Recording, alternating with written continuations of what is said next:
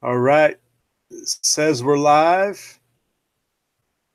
Hopefully we're 5x4 or 3x3 at least at a minimum.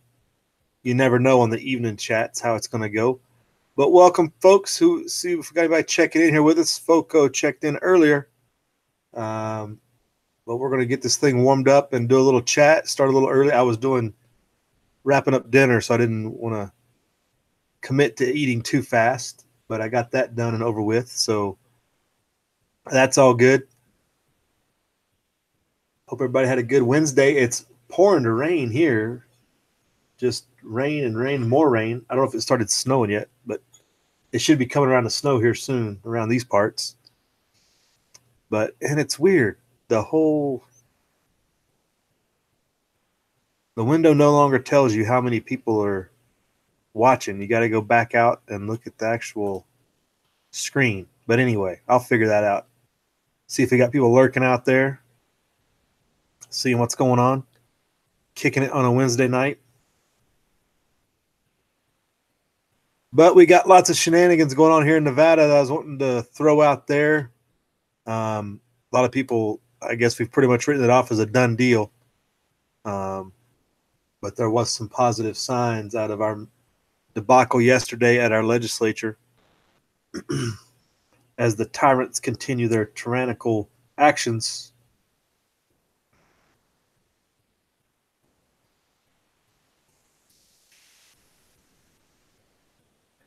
Got Saints and Sappers in here with us. He's coordinating other attendees, I believe, so we might get some other people in here. See if we can get some other Nevada attitudes in here, especially. But links are out to most of the usual suspects. Let me go see who I sent to. Looks like I got M Long in the side chat. What's up? And Foco was here earlier. I don't know if he ditched out, if it was too long a wait for him or what. Might be drifting around the rest of YouTube, might come back a little bit later. But what is going on? We have this madness called SB 143, and my thoughts are pretty much summed up right here, but we can obviously get further into it. But I had to let them know how I feel since I couldn't make it down to the legislature. People were a lot more eloquent in their opposition than me that spoke, but it was some good signs that there's going to be a lot of non-compliance with that. And well, what non-compliance of what might be the question. And as we get into this, we'll get into what we're not complying with, as Bloomberg has got his fingers knee deep around here into people's pocketbooks, it looks like, to push that agenda. We knew there were shenanigans in the 2016 election to begin with.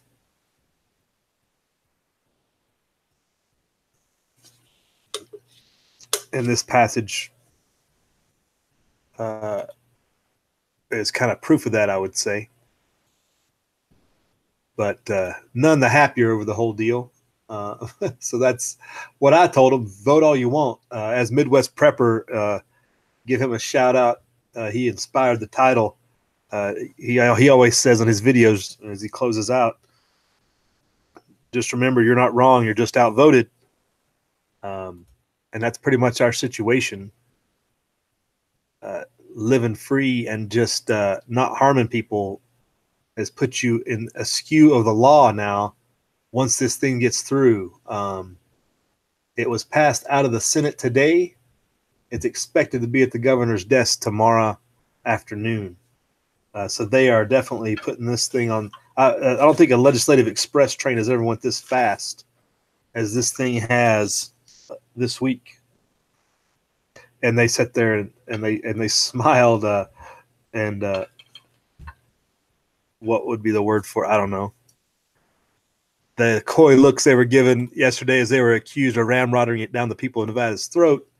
Like, no, this is all through the normal process. This is legit. This is all up front. Everybody knew what was going on. Yeah, I don't think a piece of legislation has been more quickly put upon any people in any region or country, I don't think, than this one's going to be. It's a piece of garbage. I don't think it matches the wording of any other legislation anywhere else in the country. If it does, it's disasters theirs as well. But I got up on the screen. Make sure I got it up on the screen. Yeah, this is the text of the language, straight off of the legislative website, so that there's no accusations that I misquoted. But the whole first changing of the insertion of the statute is all about their feelings about how things could be. That's not even talking about enacting anything. Due to this loophole, millions of guns exchange hands like random information. I've never seen a law written like this.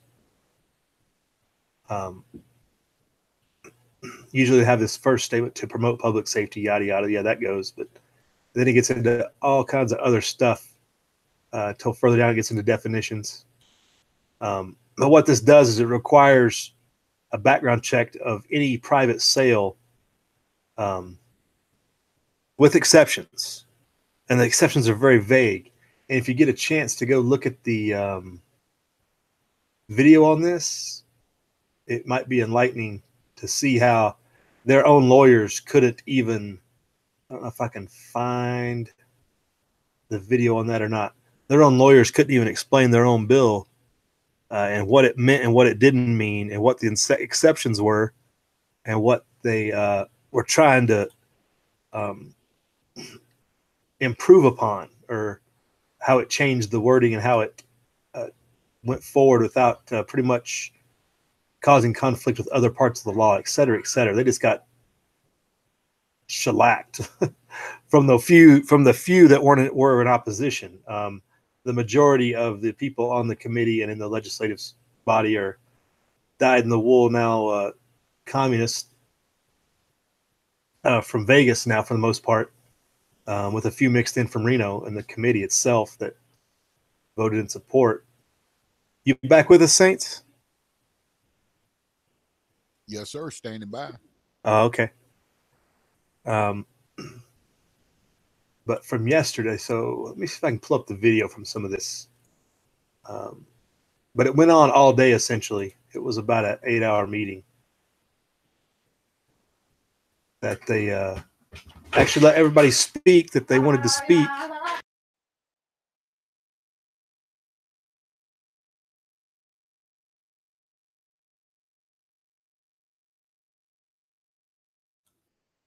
But it was good that they let everybody speak their mind and everything.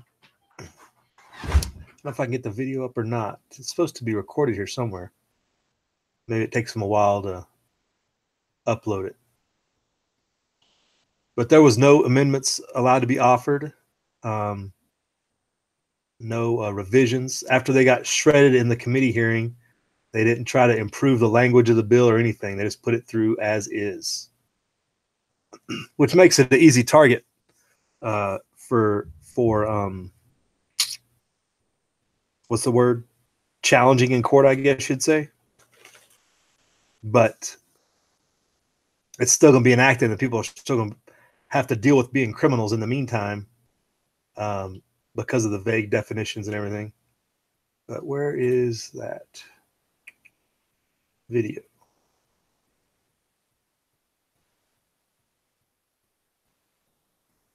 Joint. That goes back. See, it's the 11th. What was yesterday? 12th? Yeah, 12th. Yeah, joint meetings. Yeah, it should be this one. Oh, there it is.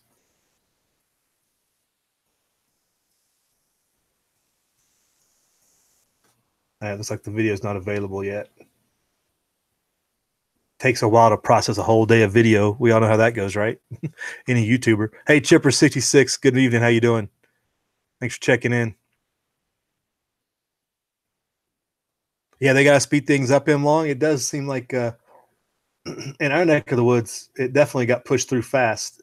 I mean, it's lightning fast. I mean, literally expect the governor to sign it tomorrow afternoon fast. This is like the Patriot Act, this darker than night stuff.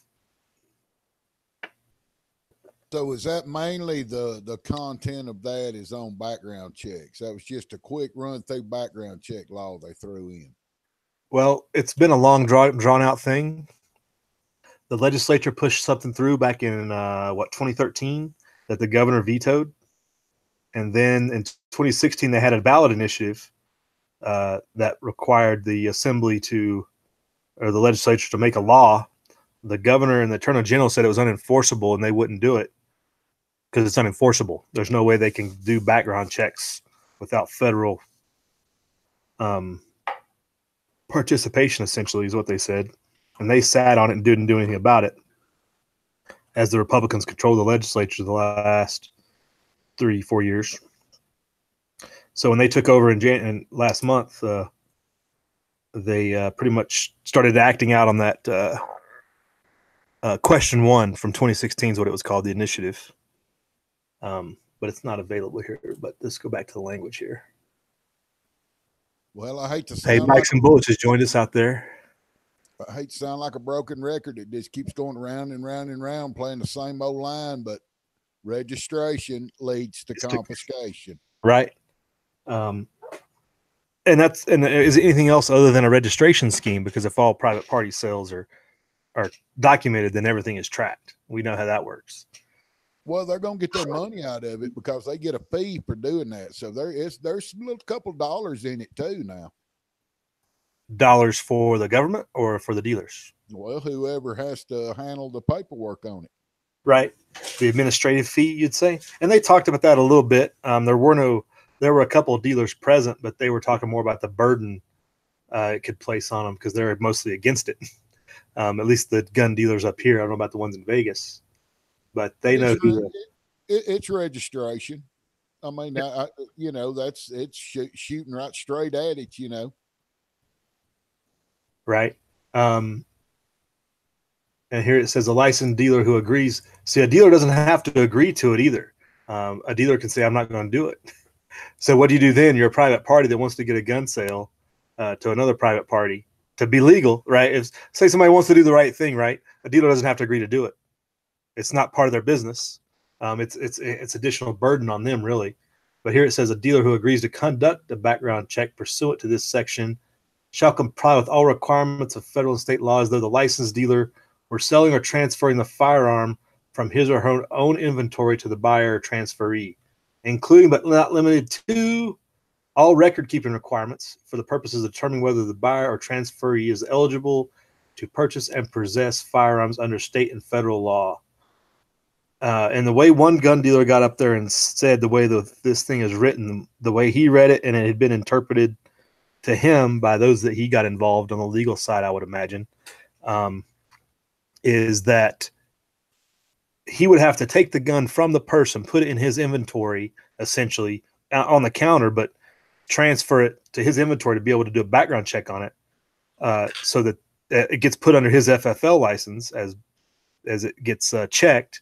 And then once the background is checked, he hands it off to the buyer. If it comes back rejected, he has to process it back as a sale back to the original seller.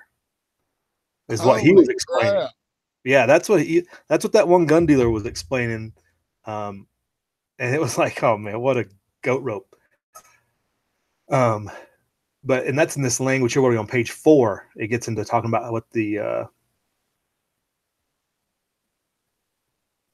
it says here, the seller or transfer may remove the firearm from the business premises. And like, no, they can't. Once they go into and the gun dealer was explaining that this is in conflict with the process.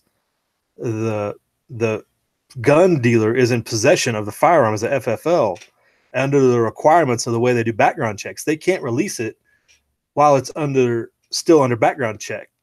And all the legislators up there, like, yeah, just rolling their eyes, except for the couple that were, they know the gig. They know the gig. They're a couple that are from rural Nevada and whatnot. But everybody else is like not even just one ear out the other.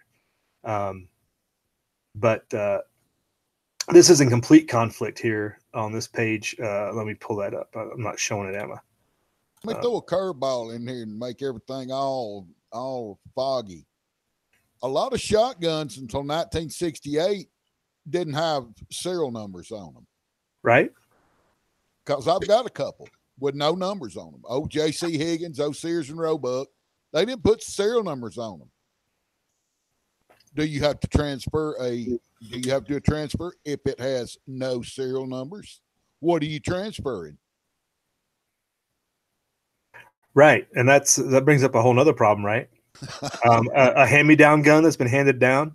Now, we'll get into this. There's supposed to be some exceptions in here for family or something like that, which is very vague and very sketchy as I'll get out. And that different people went at that angle, like, how can you exempt somebody? And what happens when, I mean, who is exempted and how? And it's like, it's upon the judgment of the seller. And I got to find this language where it's on the judgment of the seller whether or not the person needs a background check.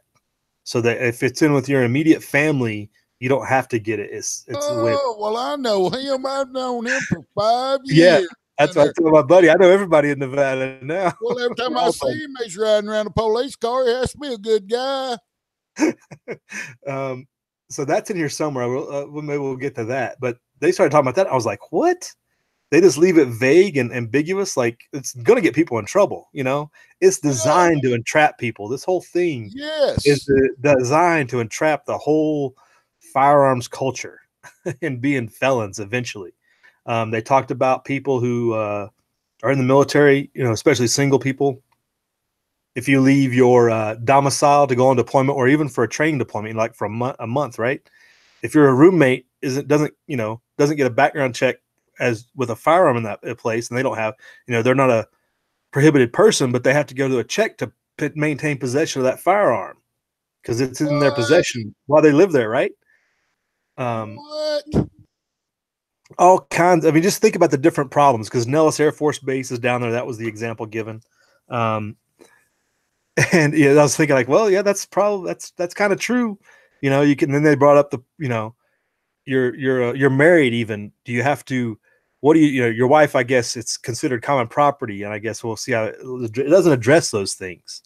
All the problems of transferring of the property, as this thing details, is open-ended and completely unenforceable, unless, which we've talked about is part of the ultimate agenda, unless they establish a gun registry. Until they get everybody to register, this thing is not going to be effective. And that's what the agenda is. I was telling people, I was like, watch. If they don't do it this legislative session, they're going to come back begging for money to establish a registry, because that's the only way they can make this thing work. My opinion. Holy cow, what a mess. Yeah, we'll move on down here. We got some people in the side chat. Walter Davis has joined us. Team Voco, no more Vegas gun shows, right, Voco? Yeah, no more gun shows for Vegas to show up, and don't come to SHOT Show, right? Locks only stop the honest, right? Bikes and Bullets, War Drums Network. What's up, Reb? Good evening. Walter Davis says in Pennsylvania, the papers stay at the dealer until an example of Remington shows up at a crime scene. The number goes from Remington to the dealer. Right. Right, Walter. The tracing after the fact, yeah, that's a whole different problem. But Bike Shay, you know about transfer of firearms. You kind of know how that works. That's and that's the way the dealers were explaining it. Is like, for one, you can't just walk at this. The gun can't leave once it's under in the process. It's under the hands of the dealer. Then at that, the person conducting the FFL, conducting the background check, it's in their possession. That's one big conflict here that they didn't even address. They got told it right there in the middle of the committee. They didn't even address it, and they just passed it as is. This thing should get shredded in court so bad, but who knows if somebody has to think about that whole thing. Is this thing's got to be in violation? Somebody has to be arrested for this to go to court. And that's going to be another problem. It's like we got to wait for somebody to get infringed upon to take this and take it to court. Unless some of the big guns can get out there and figure out a way to find standing, like Gun Owners of America or something like that. Bike says no different than a felon living with a non-felon that owns guns in the same household. Right, Bikes. They'd have to treat it the same, right? And until proven otherwise, they'd have to have it, or only they could lock it up while they were gone, I guess. no matter who it was, unless they had a background check. It says the license dealer may charge a reasonable fee. What is reasonable to Saints is different than what's reasonable to me, right, Saints? I don't think anything's reasonable. Dude, you can look on the gun dealer, the FFL deal. They've got that on most all you big gun sale sites, and they run anywhere from some little backwoods guy may get $15 for transfer, and some of them it wants 50. They were talking about some places it could be up to over 100. Oh my! Forget that. Right? My gosh.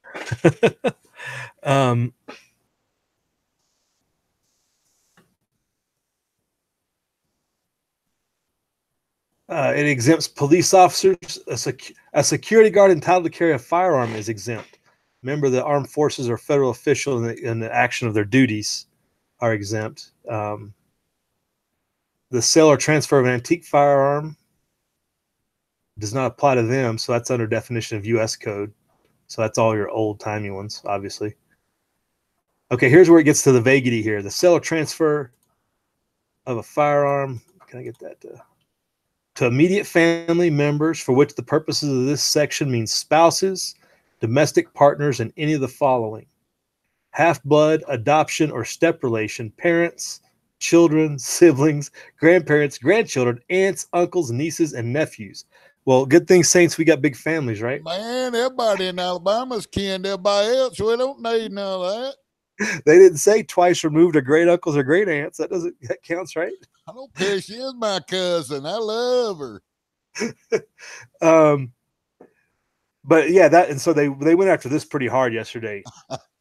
Wow, man, that is so absurd. That's just absurd, man. That's whatever. Yeah, exactly. You want to laugh at it, but the thing is, they're serious and they think it's okay. I know. Suit and tie, serious. You should have seen it. And again, if the video got rendered, whenever it does, you can go back and look at it. It was in the first 2 hours or so.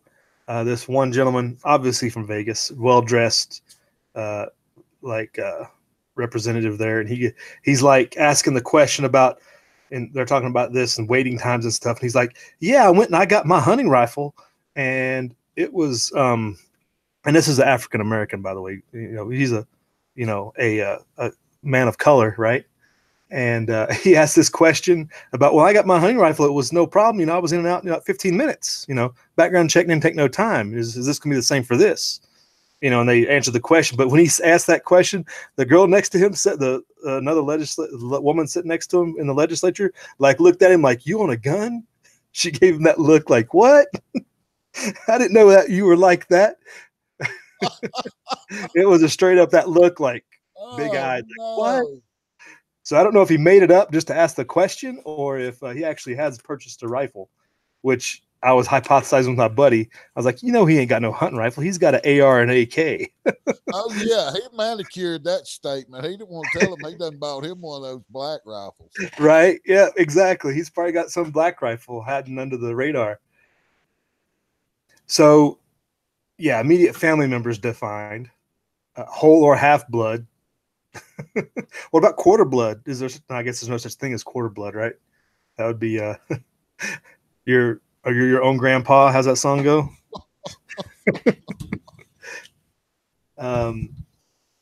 But yeah, so they hit on that about military deployments, roommates, that live off base. In particular, on base obviously is a different issue of the military's choosing, but if you live with somebody, you have 3 or 4 NCOs that live out in town. What's the criteria? They got to get a background check on everybody to live in the same household, so that they don't go afoul of the law when they're deployed or just away for training for a month or 2 weeks or a week. How long is that transfer? I mean, pretty much, if you're in a domicile, it's your property, right? If you're the only one there, especially. If you're away for 8 hours at your shift and the other guy's there during his shift because they're working the flight line hours or something, there's all kinds of things that they didn't even think about. They got told about it and they didn't even address it. They just walked right over it, just threw it in. They just let it roll. Hey, we got some more people in the side chat. They're chatting it up. War drums is $40 for a transfer. Lawmakers don't follow the laws, right, Reb? Pop's Quest, what's going on? Yeah, we're live, somewhat live. You know, we're among the living, I guess you would say, discussing our problems out here in Nevada, such as they are. Hey, Bikes, you got a link on the G Plus. Let me know if you need it. Otherwise, you get your 5 cents in here. You know more about gun transfers than the rest of us, probably, at least in Nevada. And I'm sure the discussion down there is quite extensive.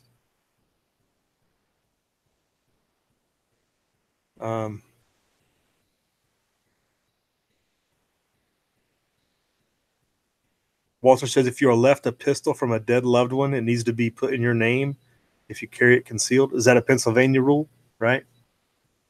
Yeah, Nevada doesn't have those problems until this thing showed up. And that's the thing about it. If you're on the edge of your deathbed, you just go ahead and, you know, you gifted that stuff to your children's and grandchildren's, you know, years ago.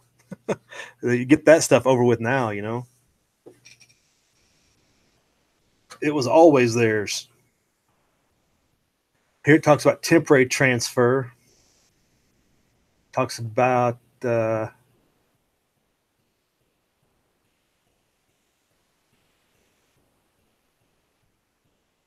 so let's see. Here's the more ambiguity part of it. Does not apply to. So this does not apply to a temporary transfer of a firearm to a person who is not prohibited from buying or possessing a firearm under state or federal law if such transfer is necessary to prevent imminent death and great bodily harm. Aren't all gun transfers for that purpose? That's the only reason I would transfer is to prevent immediate death and bodily harm. Read that again. You read that a little fast. Read that again. Okay, that's total insanity. So this is not to apply in these situations. This is the long list of this does not apply, this law. A temporary transfer of a firearm to a person who is not prohibited from buying or possessing firearms under state or federal law if such transfer is necessary to prevent imminent death or great bodily harm. And, there's and, of course there's an and last only as long as immediately necessary to prevent such imminent death and great bodily harm or great bodily harm. Like what, a week, 2 weeks, a month, year? What if it's necessary forever? I mean, how long is, I mean, you know, wow. Like I feel under immediate bodily harm at all days when you drive around here, you know? So it's ambiguities like that just got slayed yesterday and they didn't change a bit of it. Okay, here's the other ambiguity. A temporary transfer of a firearm if the transferor has no reason to believe that the transferee is prohibited from buying or possessing firearms under state or federal law. Pretty much everybody I know, nobody's prohibited. They've all got guns already. Why am I worried about it? Right? Let them have at it. You can borrow this as long as you want. So there's so many outs in this thing that, but still can set you up for entrapment later when they get into this nitpicking and you know how lawyers cut this thing up, right? But again, they're going to have how they're going to prove that it's not yours to begin with. If you borrowed your rifle from somebody and say something happens, you end up getting an altercation with somebody, you shoot them, defensible, you know, it's all defensible. You just say it's your gun. How are they going to prove it's not? Unless there's a registry. Am I right? The registry is the only way that this thing gets any traction. This is the, you know, the elephant, or was it camel getting under the tent? What's that saying?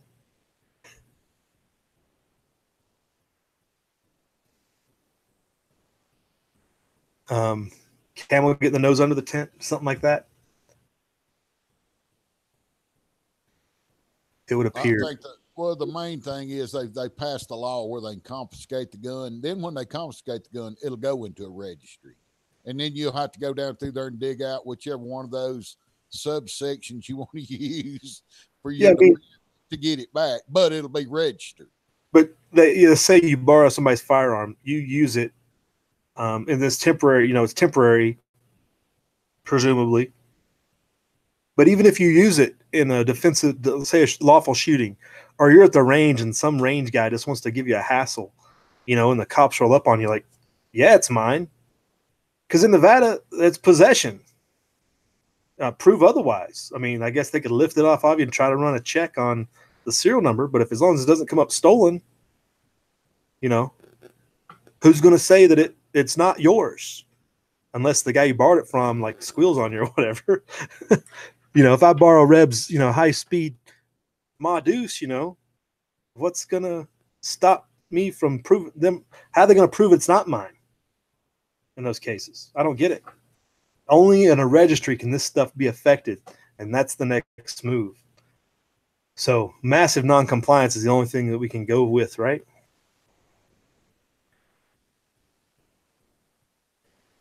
Hey, we got a lot of people out in the side chat chatting it up. We got going on here.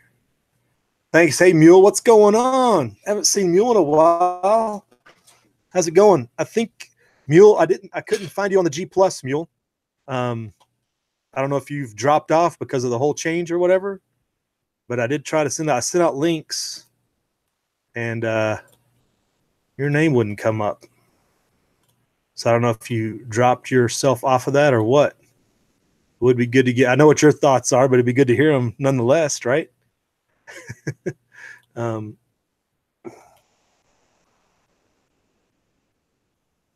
Which alias you run under? Wait a second. It looks like you. Okay, Mule. You got a link now if you want to get it on the G Plus. You're not on. Are you on the Twitter anymore? Hey, Alicia Clegg. Hey, what's up, Toxic Threads? Good evening. Do not comply, right, Pops? That's the next point. Many people got up in front of the legislature and basically said people aren't going to comply. There's going to be massive non-compliance, which I would agree with. Why would you comply when you say it's my firearm? Prove otherwise.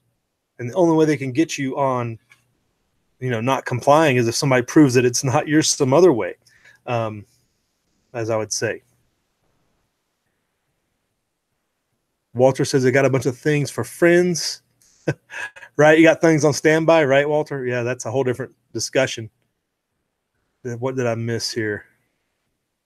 Pops, you want to get on? How would I send you a link, Pops? That'd be awesome. I know you're well versed in the gun world. Are you on the G Plus or Twitter, or I don't know that I have any of your emails or anything like that. I think you're on G Plus, aren't you? Look at that. I'm gonna put it on G Plus, Pops Quest. If you want to try it there, we could try it another way if you don't get it. Yeah, okay.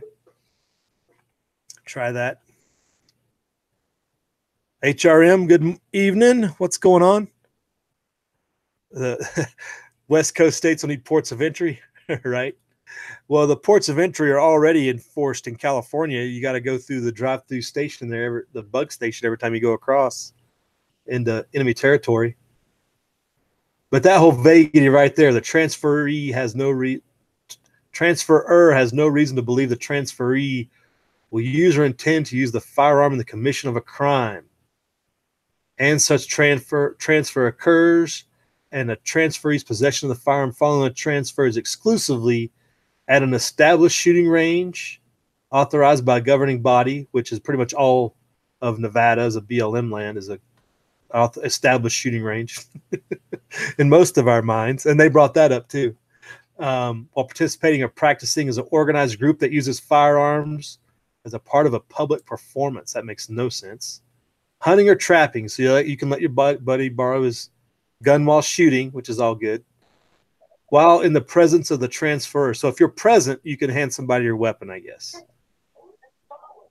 So here it says an unlicensed person. People aren't licensed for firearms in Nevada. What is an unlicensed person? Because there's no license requirement in Nevada for firearms. Not yet. Hey, Mule, pipe down. What's going on, Mule? Not yet. Yeah, right. All right, we got two of the gray hairs in here. Quick. All right, hey Pops, how you doing? Hey man, Listen, I know I don't comment a lot on your stuff, but I'm a big fan of your content. Hey, Pops. Hey, brother. I got the hiccups right now. My bad. Yeah, this is one of those big deals, that gets on the radar. And I think the word just needs to get out more.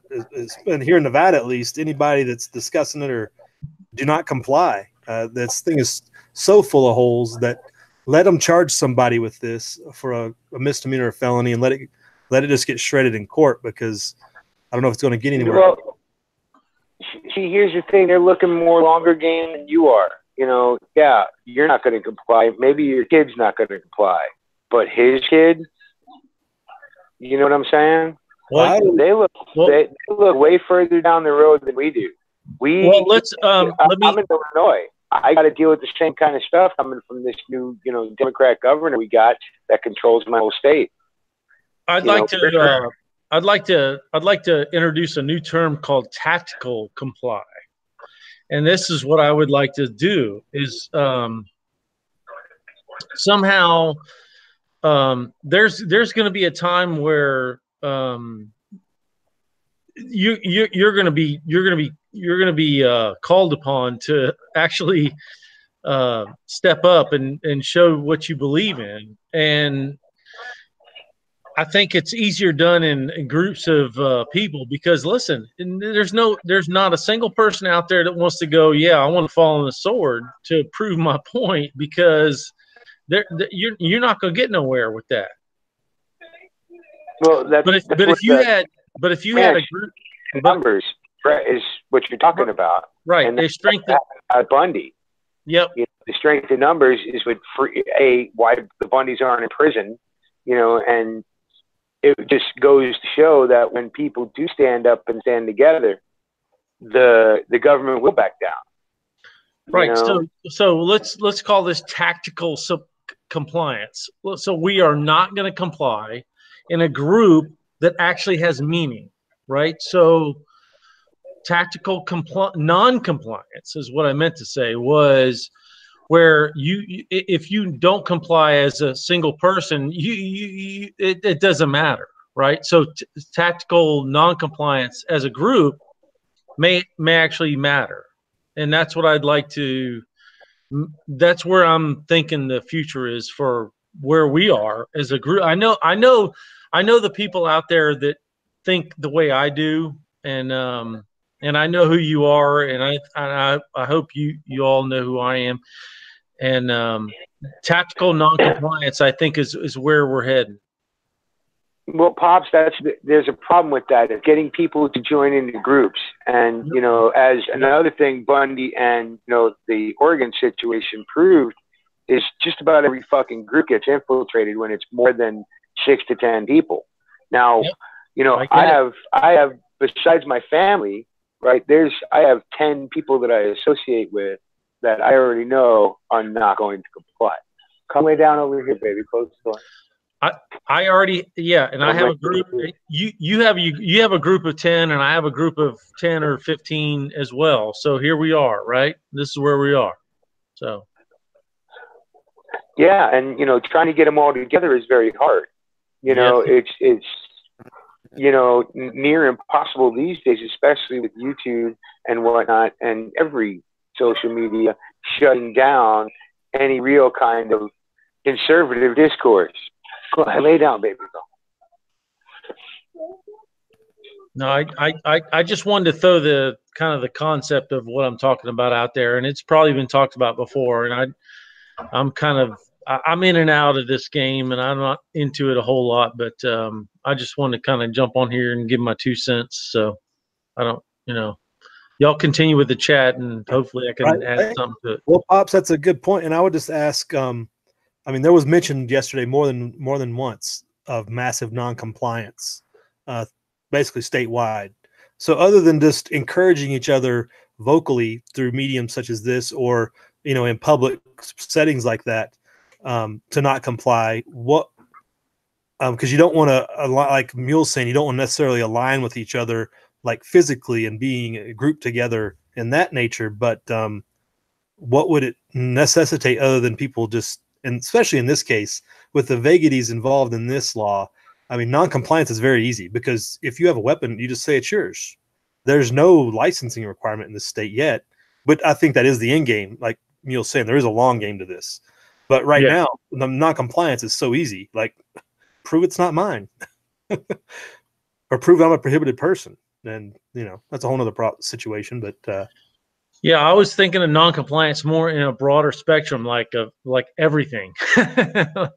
I tend to think big, and I mean, when it comes to all the states, like I made a big mistake a couple years ago.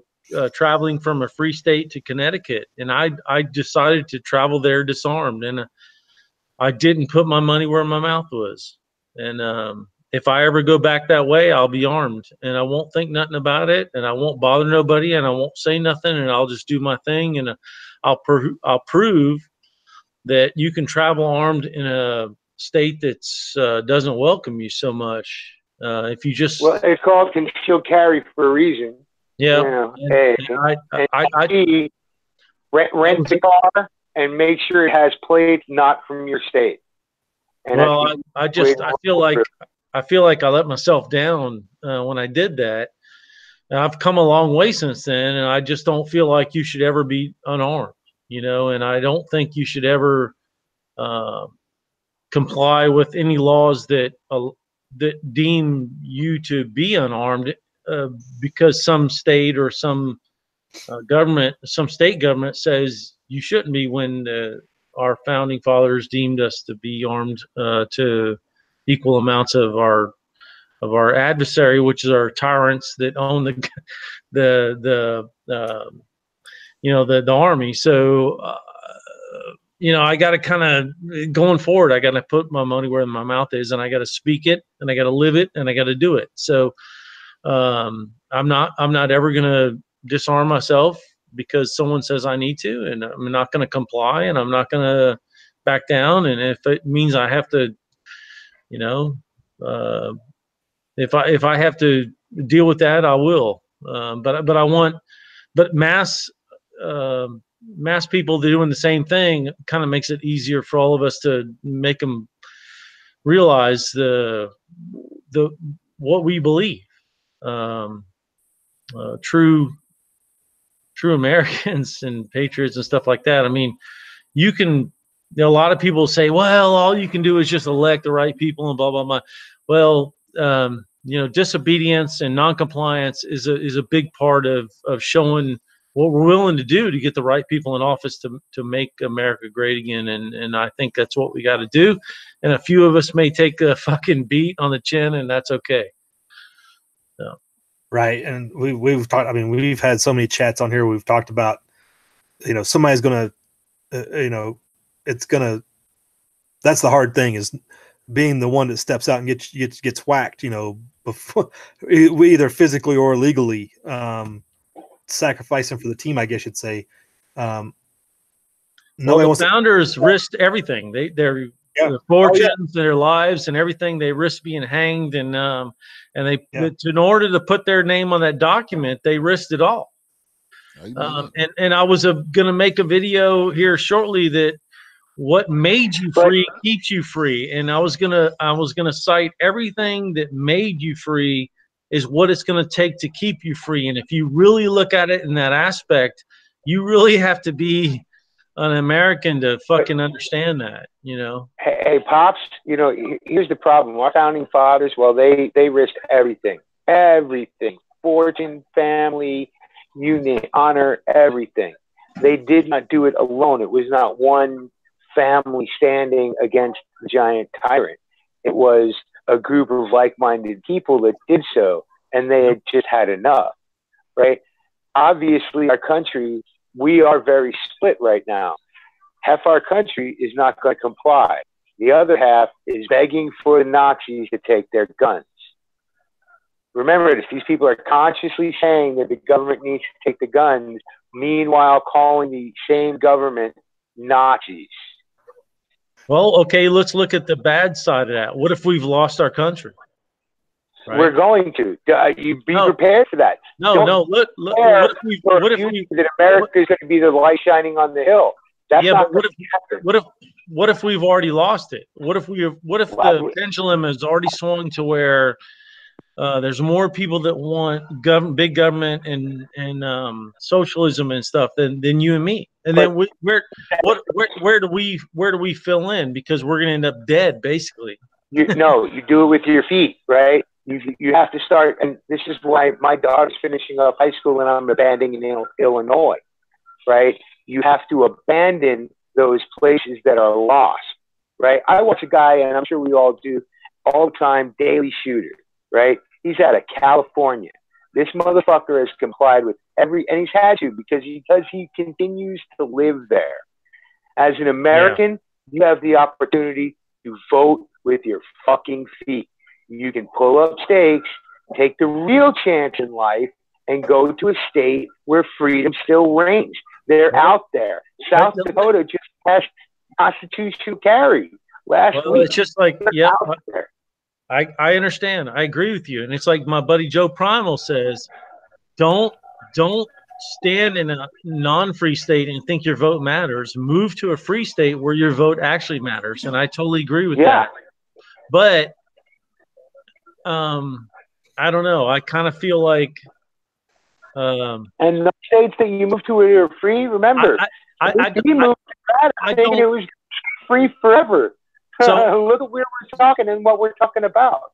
Yeah, but so I live in a free state, but I don't feel free based on what's happening in the world and in our country. Well, that's because you're listening to more of what's going on in the world, and you need to pay attention more to what's going on in your state, right? You want to understand better what's going on. You start making what's going on in Carolina the priority of your life, because your state is going to be the thing that it's coming down to that, where it's going to be certain states against other states, because we are geographically, economically, and just ideologically separated now.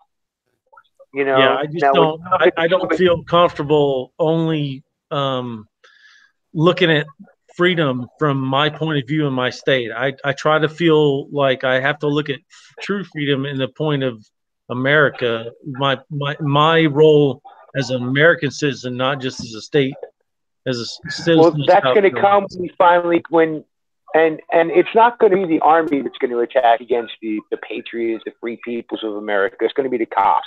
That's why you really need to pay attention more in your state. Because when you roll through Pennsylvania, heading to Connecticut again, and you cross through New York or New Jersey to do so, and fucking cops are going to fuck you over no matter what blue sticker you got on. Okay, they're going to put you to a wall. They'll gun you down. And they don't give one fuck because I probably won't carry. I got to come up here this summer. I probably won't carry again, and I probably hate myself for it. But I gotta live to fight another day. I lived there. I carry there. I carried there. Right? There's ways to do it. Like I'm telling you, look, rent a car. Make sure it doesn't have your home state plates. We rented a car last time. So yeah. Rent a car from Jersey. Make sure it has Jersey plates. Why? Because when you go rolling through there, they're going to automatically think you're compliant. Yeah. That's pretty good.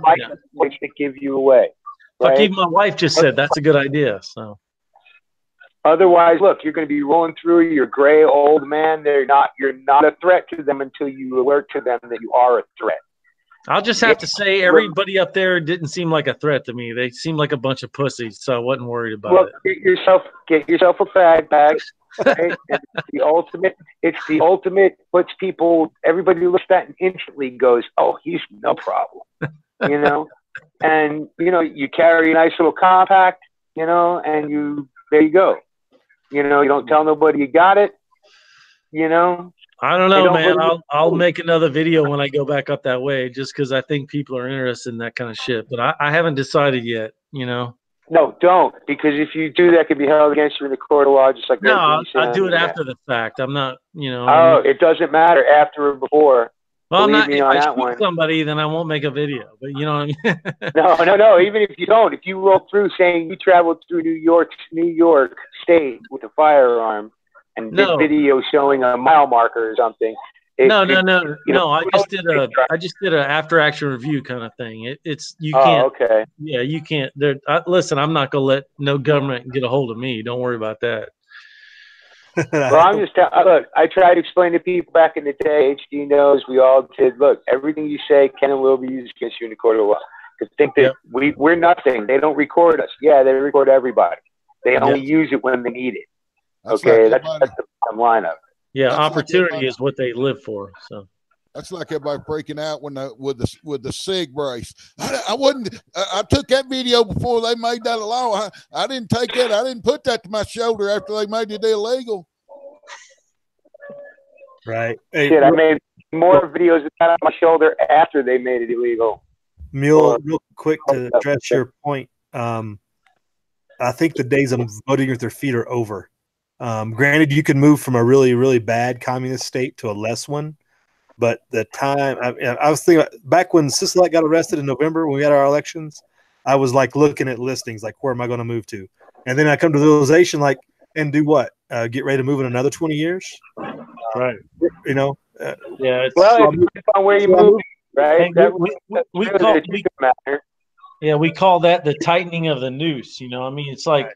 So here's a problem with living in a free southern state is every liberal shithead that lives up north brings their beliefs down south into the free states, and so all it does is eventually make us all have to fight the same battle. So unless you're gaining ground in a communist state, you're not gaining ground. It's not going to happen. Well, there's not going to be any gaining ground then, because that's what's happening in Nevada right now. The shit that they're dealing with is all these these people fleeing California, right? And they're going into there and wanting to change the battleground state. It's going to be a real battleground state in not too near future if you're not real careful, right? No, you're absolutely right. I mean, there's only so much people are going to deal with. So yeah, we got bumper stickers around here. It says "Welcome to Alabama." Now go home. Right. Hey, Pops.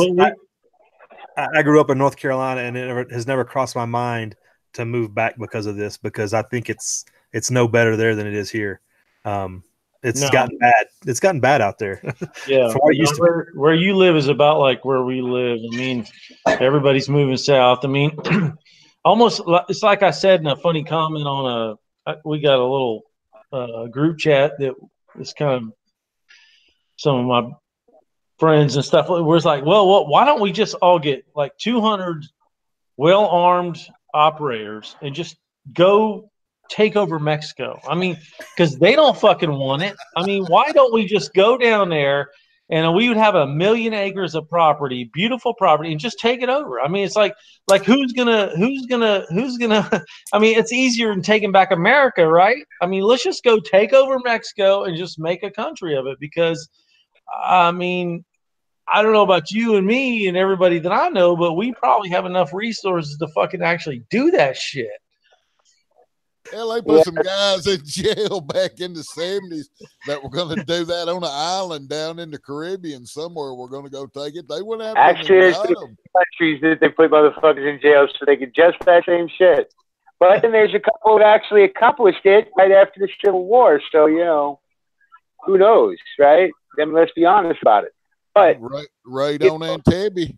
We all have this, especially, well, I live in a poison commie state, right? You guys have the problems of living in states where the commies have fucked up their states and your border states. So they just run down to you guys. You know, they already sat where they eat. So it's destroyed now. The worst thing is they don't realize why they're coming where they're coming. Like, they have destroyed where they live. They've ruined their camp, if you will. And they're coming south or west or what have you. And it hasn't even occurred to them why. Why are we moving? Well, because where you live sucks ass, because you're being overtaxed, you're being overruled, you're being overlawed, you're being over everything, and you want to be free. You're moving to where you're going because you want to be free. Now think about how fucked up it is where you are. I mean, yeah, but then they get there. Look at Boulder, Colorado. Perfect example. Remember back when they did that whole right after Aurora, they did that 15th. They did that magazine ban, right? The majority of the state, the people that lived there all their lives, said absolutely not. We're a gun-friendly state. It's just what we are. It's in our DNA, right? But all these transplants from California who moved into the cities and started making them bigger, right? These were small cities. Boulder was a small city, fuck college town, right? yeah, So I all know these Boulder. I know Boulder. I used to go out there. So all these transplants from California started coming out there and buying up property and going, oh, we're going to turn this into a nice little hippie paradise like we did in California. But California is now a shithole, so they're going to do exactly the same thing. They start saying, hey, we need to raise taxes. We need to have diversity. We need to make sure that this, that, or the other thing's happening. We need to give prayer time to workers in our meat processing plants, right? We need to comply. We need to kowtow. We need to give in. That's not freedom. But these people don't understand that because they want to make more laws because they think a law is going to make them make things happen that they want, right? So I don't want you to have. I'm not going to buy a gun at all, but I want to make sure you don't have one either. I don't want you to side on the side of government to force me to do anything, and that's exactly what happens when you move somewhere. When you move somewhere and you want the government or you legislate some shit against me, what you just did was you joined the enemy, and you just legislated shit against my current freedoms. That's, to me, that's just like you just took something away from me. You know what I mean? Yeah, well, it happens all over the country, and people do it all the time, right? So take, especially out here in rural areas, right? So you got a pig farm. It's been in your family for 10 generations, right? Big pig farm, right? And guess what? So some homesteader who, somebody sold their farm, sold all the land to you, most of it, except for about 50 acres, right? Just enough to make a nice little homestead kind of thing. Well, that person moves in. They live somewhere up by Chicago, and they just commute every day. Well, when they show up at home, it smells like pig shit. Well, it's always smelled like pig shit. It's lived there, that farm's been next to a pig farm. Why do you think the people who lived there eventually sold out, right? Their kids didn't like smelling pig shit. The people who originally settled there didn't smell it. It was just the way it smelled, right? It wasn't smelled like pig shit. It just smelled like the country that they were raising children in, right? Yep. But these people move in and they start smelling it and they go, oh, that smells like pig shit. We got to do something about that. So then they go talk to somebody who they donate to, right? Because they make a shit ton of money up in the city. Well, then they have this extra money because now they're out in the less taxed rural area, right? And so they take some of that money that they kept and they give it to their Democrat politician who's going to go yell at the guy and tell him we're going to put in regulations that it can't smell like pig shit no more.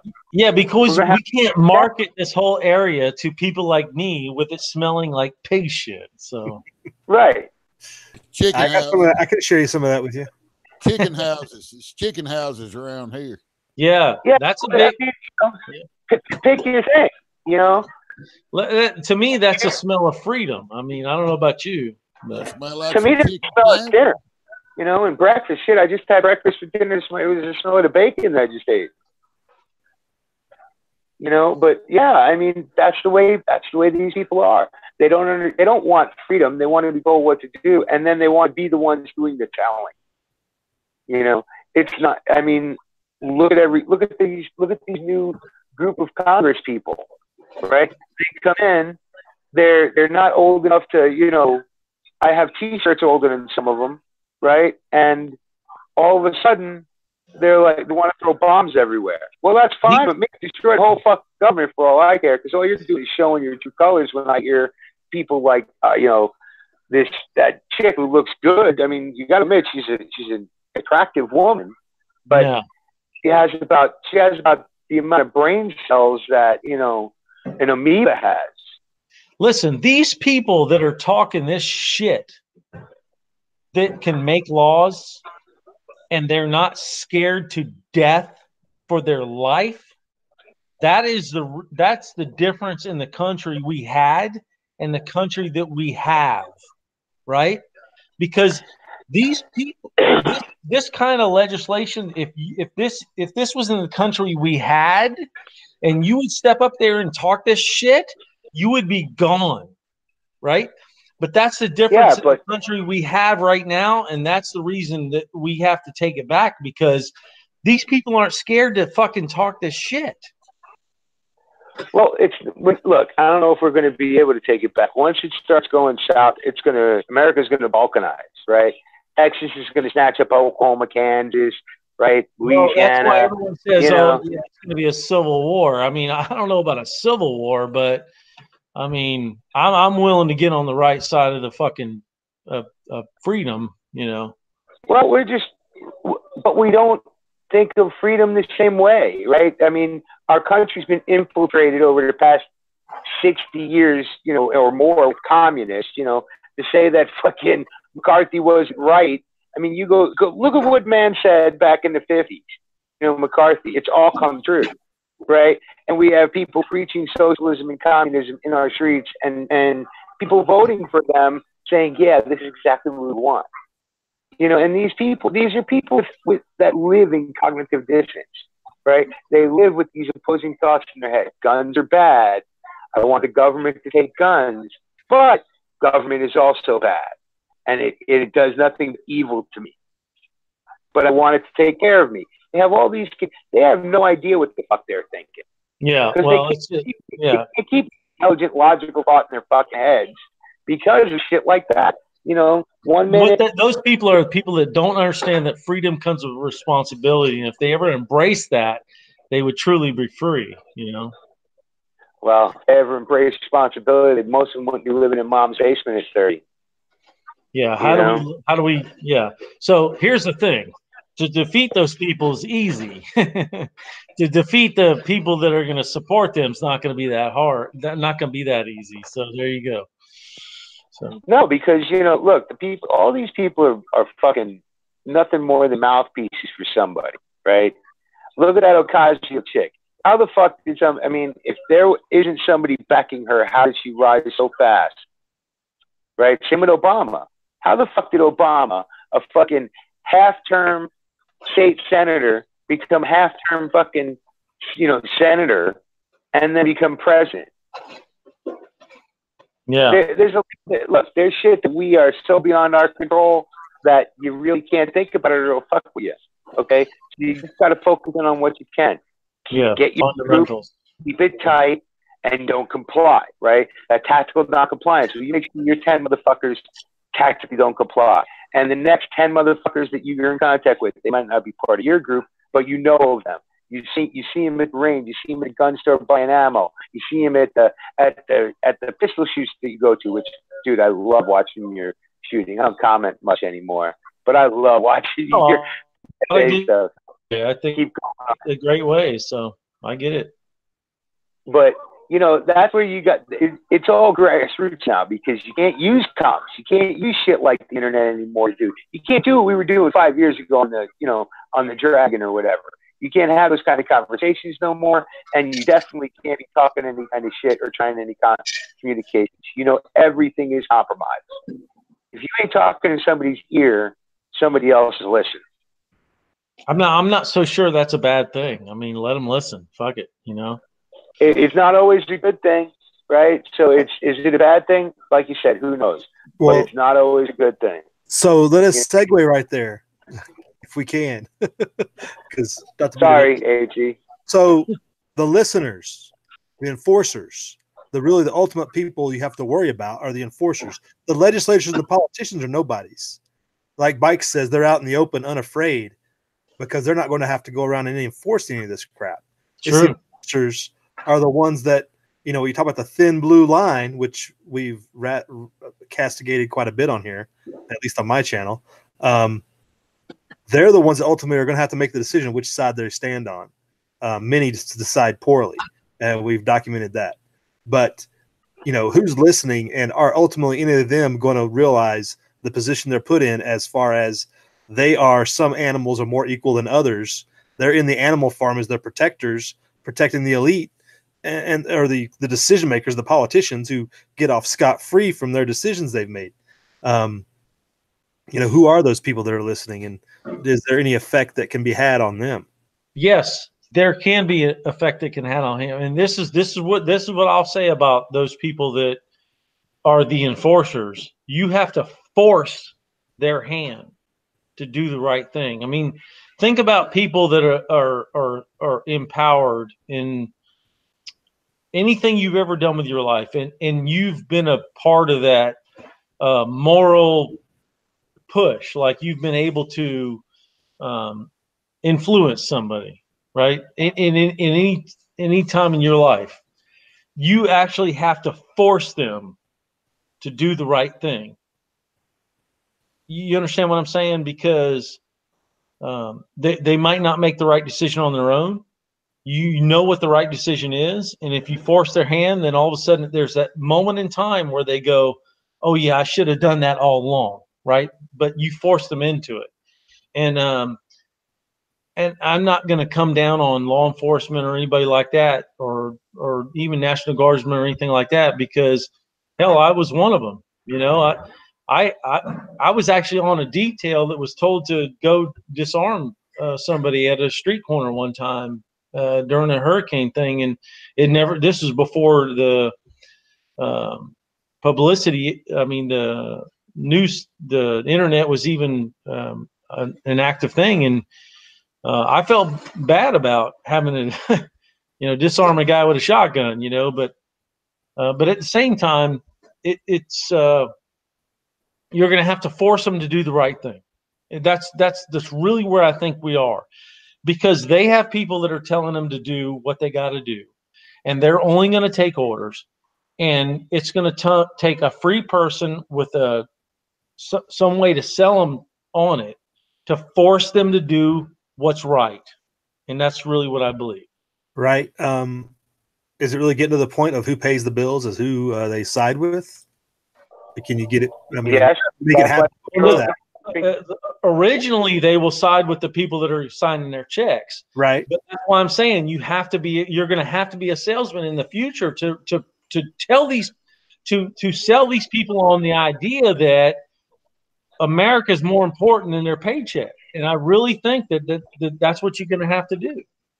Right. Well, they did do that during the revolution, right? Because those were people who were, Tories. They were the ones who were 100% still behind the king. They felt that the people fighting for freedom were traitors. And that's where tar and feathering and actually assassinations came in. I mean, we can go back to Ireland too, right? There were plenty of cops in Ireland during the original separation, right? That they just had to be killed, because to actually get effective use out of them, they had to die, and they had to be done by the citizenry. It wasn't done by the government because they were agents of the government. And that's the only way you're going to change a lot of these boys in blue mind, because they're getting paid. Their families are going to be held either hostage, or their safety is going to be threatened by them not sticking with their other boys in blue. When you look at why the government's been militarizing the police for a long time, it's because they know that the military itself is not going to comply. The military is actually taught more. When you go into boot camp, you're taught about the Bill of Rights and why you're there and what you're doing. Whether you listen or not is one thing, but you're actually taught it, But these guys, the guys who are cops, they don't really swear much to an allegiance to the country itself. They swear allegiance to that department, and that's why they like playing with the MRAPs. They love wearing body armor. They love wearing that militarized shit, because they're going to end up being the stormtroopers for the government. It ain't going to be the military. Yeah, I don't know if there's any cops out there and they can actually attest to this, but I think that when you're in the military, and I went through boot camp and through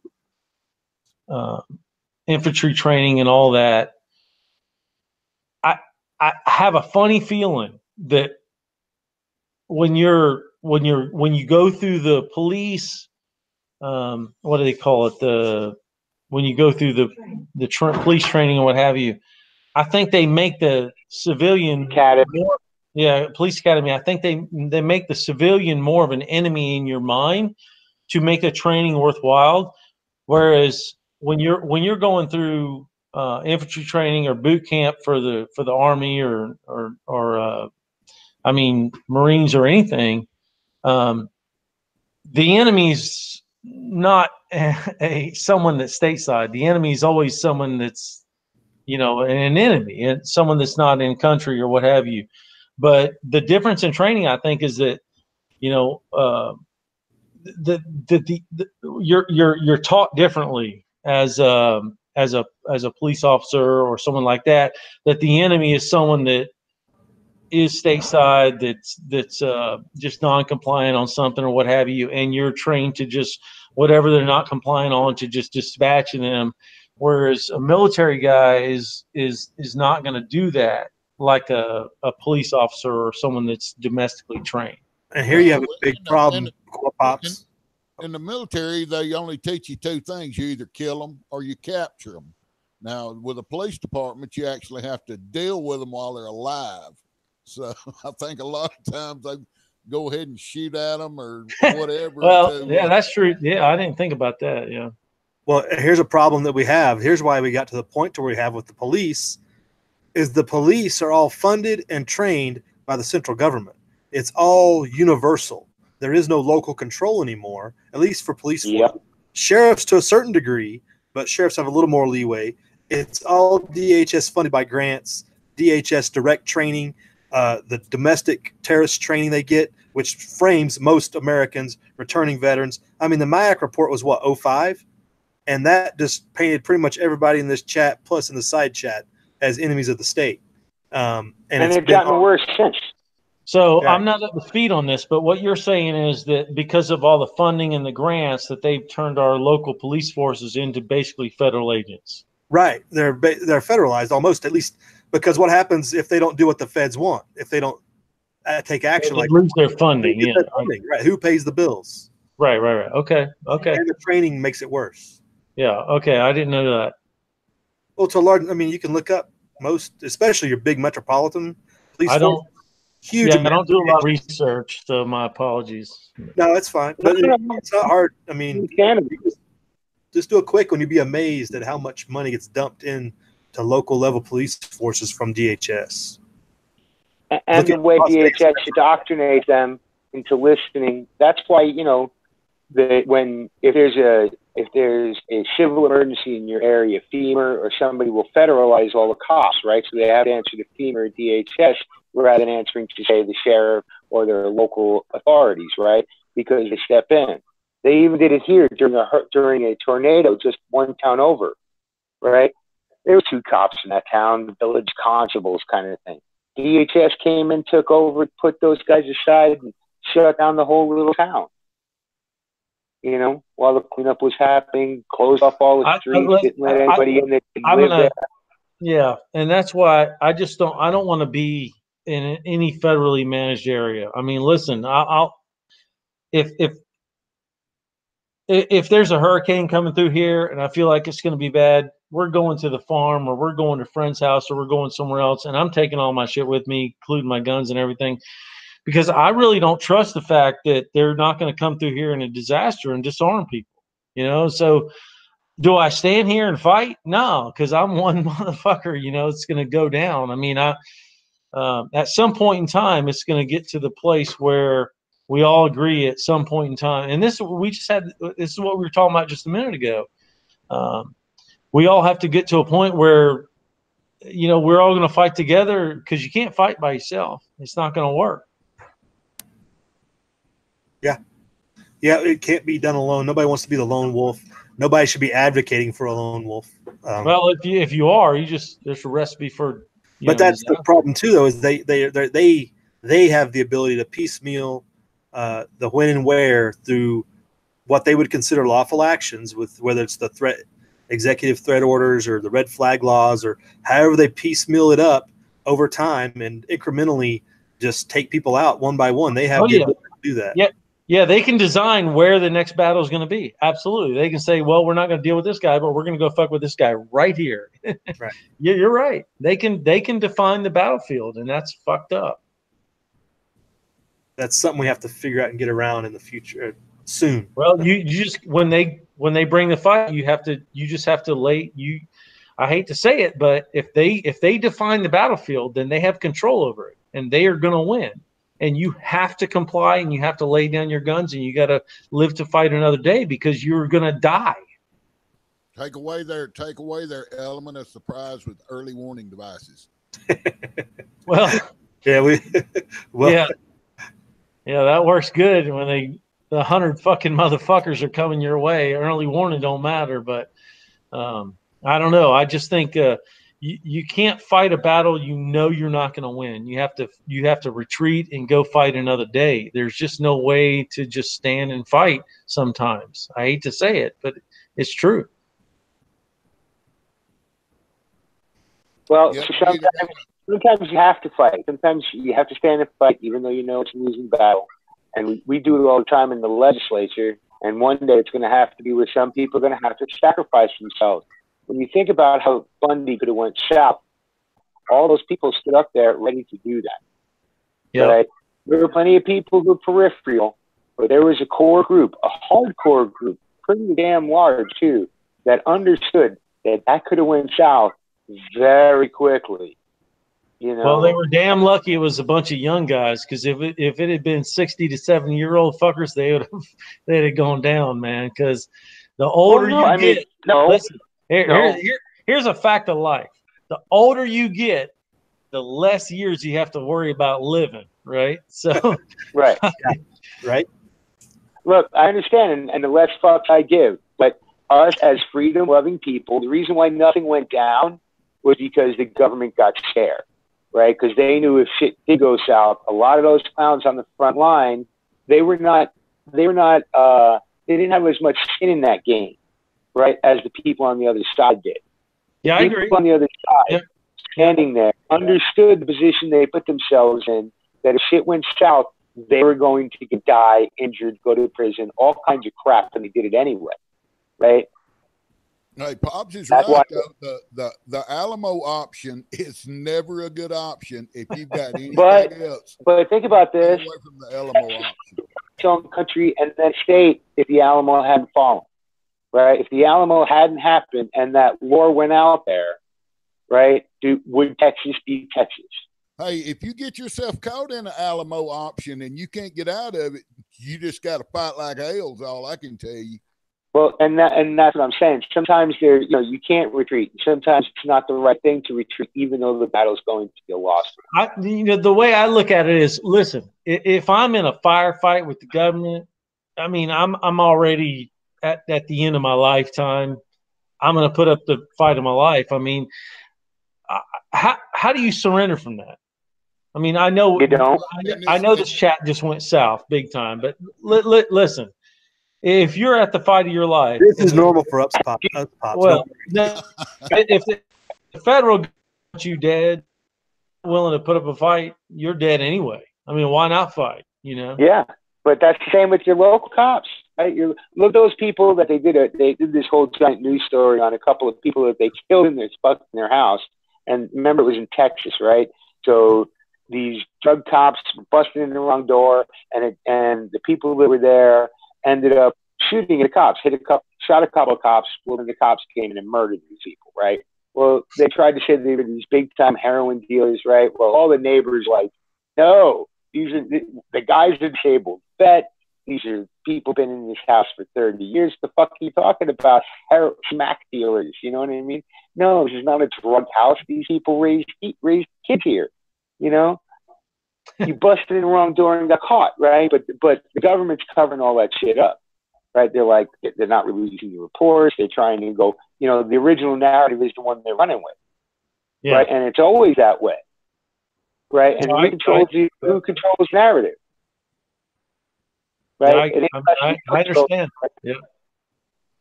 6 companies own every single media outlet in the United States. Every single one is owned by one of 6 companies. I actually think it's down to 4 now, right? But it's owned by that small elite group, from your local, fucking rock and roll radio station to the news you see on every cable show and every, broadcast. That's why I don't watch none of that shit. I don't watch none of it. Right. Right. But all those same people are trying to shut down the free speech aspect of the internet, right? Shutting it down slowly but surely because it was way too wild west for them. Too much shit happened when they couldn't control the narrative, right? The Orange Revolution, right? Ukraine. We can go down the list of countries that flipped their governments because they were able to have Twitter for 5 minutes. Yeah. Right. I said live by the sword, die by the sword, you know. Our government already controls that. They control the narrative, and now they're shutting. I mean, look, nobody talks about Alex Jones no more. Why? Because they've made him a non-person. Now, was Alex Jones a great person to die on a hill for? No, but, you know, so what about his lizard conspiracy theories? The fact that he was right about 70% of the time, that's better than any of the news channels you find out these days, and they shut him down. Now, you got to prove he was right 70% of the time, because I think that fucker was a nut job. But I do. Okay, so let's say he was right 30% of the time. Okay? Let's say he was wrong 70% of the time. It doesn't matter. They're shutting down free speech because they don't want their speech is not worried about that they're shutting down. And then their speech they are worried about that they're shutting down under the cover of all this. Well, let's talk about someone who's only right 30% of the time. I mean, should he really have a free? Yes. At least if you're going to fight and die for the principles you said earlier about what founding fathers said, right? The founding fathers fought ideas with words and rhetoric, right? They didn't, and when they finally needed to, they fought them with bullets, right? Let's back up. Let's back up one. Speech to be an asshole. Let's back up 1 minute. They shut his whole YouTube channel down, right? They like literally shut it down, right? Shut his Google channel. They shut down his webpage. They uninterneted his ass basically. So yeah. Did he start back anything up, like another channel or anything like that? He's got other people who are doing it for him. Yes. Oh, okay. All right, that's cool. Now, I just didn't know if he was totally off the internet or not, or. Well, no, he's come back under other people's, right? Other people said, we're not going to let that happen. You can block them, but you can't block my IP, right? You may be able to block his, you can't block mine. What that says is that freedom, still kind of lives, because there's enough people that believe in that will, if you shut him down, they'll broadcast his shit for him, which I love that, and I still haven't found any of his content because, YouTube has determined a long time ago that I didn't like listening to him, so they don't feed any of his shit into mine. So I've been censored by YouTube on Alex Jones stuff, which to me is good, but it could ultimately be a bad thing. Well, to me, it's always a bad thing being locked in a bubble. So I check out everybody. I don't just listen to sides that I like, and that drives the algorithm crazy. No, I only listen to people that I like. Oh, wow. And I'll tell you why that's a good thing, because I don't want to be corrupted by people that I don't like. If somebody has an opposing point of view, I have no problem shutting that down. Now, does that make me non-objective? Maybe. But I don't have time for that shit. I believe what I believe, and I only want to listen to that shit. And if you think I'm narrow-minded or fucking crazy, that's fine.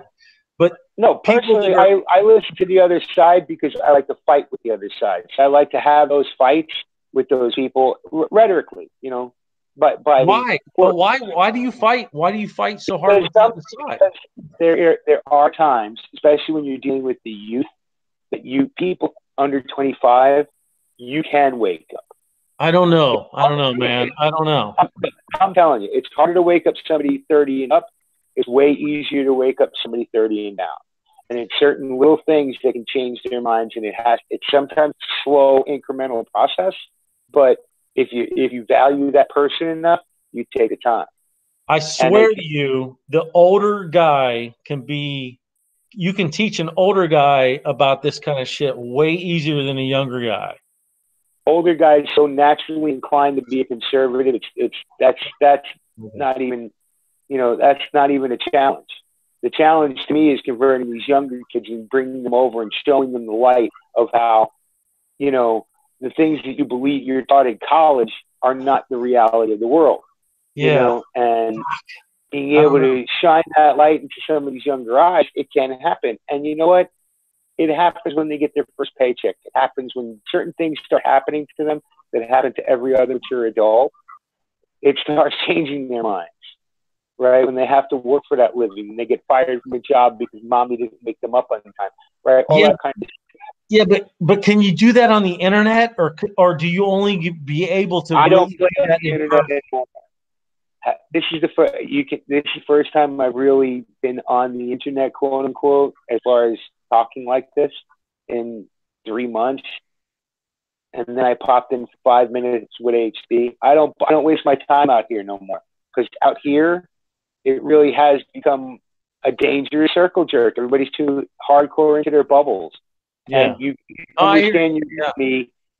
You can't understand your enemy if you're too far into your own bubble, right? You can be pissed off at your enemy. You can shake your head about them all the time and say, I don't understand, but you won't get any understanding if you don't research where they're coming from. And you can't fight against an enemy if you don't understand it. Yeah, I understand. I get it. We've seen the rule book, Mule. We know exactly what they're going for. So since we've got the floor, we've taken the conch self from Mule real quick. We'll welcome the War Drums Network if they want to introduce themselves and their mysterious new logo there. I'm just saying, you know, Americans should take a page out of the French playbook, you know. And as far as the military and police, they're in full compliance. If you think anything different, then you're delusional. I don't think the military is in full compliance. I know the voice, but I don't know the logo. So when you say the military, you're speaking of a body, like you're speaking of that's a broad term. So let me simplify it. Everybody in law enforcement and military has taken an oath to defend the Constitution against foreign and domestic enemies. And if we all know we have serious enemies domestically. Well, I did that. I raised my hand. Nobody's been arrested. Nobody's been prosecuted. So unless you take to the streets like the French are doing and make a big ruckus and bring world attention to it, it's just more of the same. It's a slow kill. It's the frog in the pot. That's just my 2 cents. Sounds like you're a little under the weather too there, Reb. Oh, you gave him up. He's war now. He's not Reb. He's war. War. Yeah. But you know, look, and you're never going to get the American people out on the streets like the French, right? Look, think about 09, 07 when Occupy was out there. Okay. Now, if you agree with Occupy or not is inconsequential.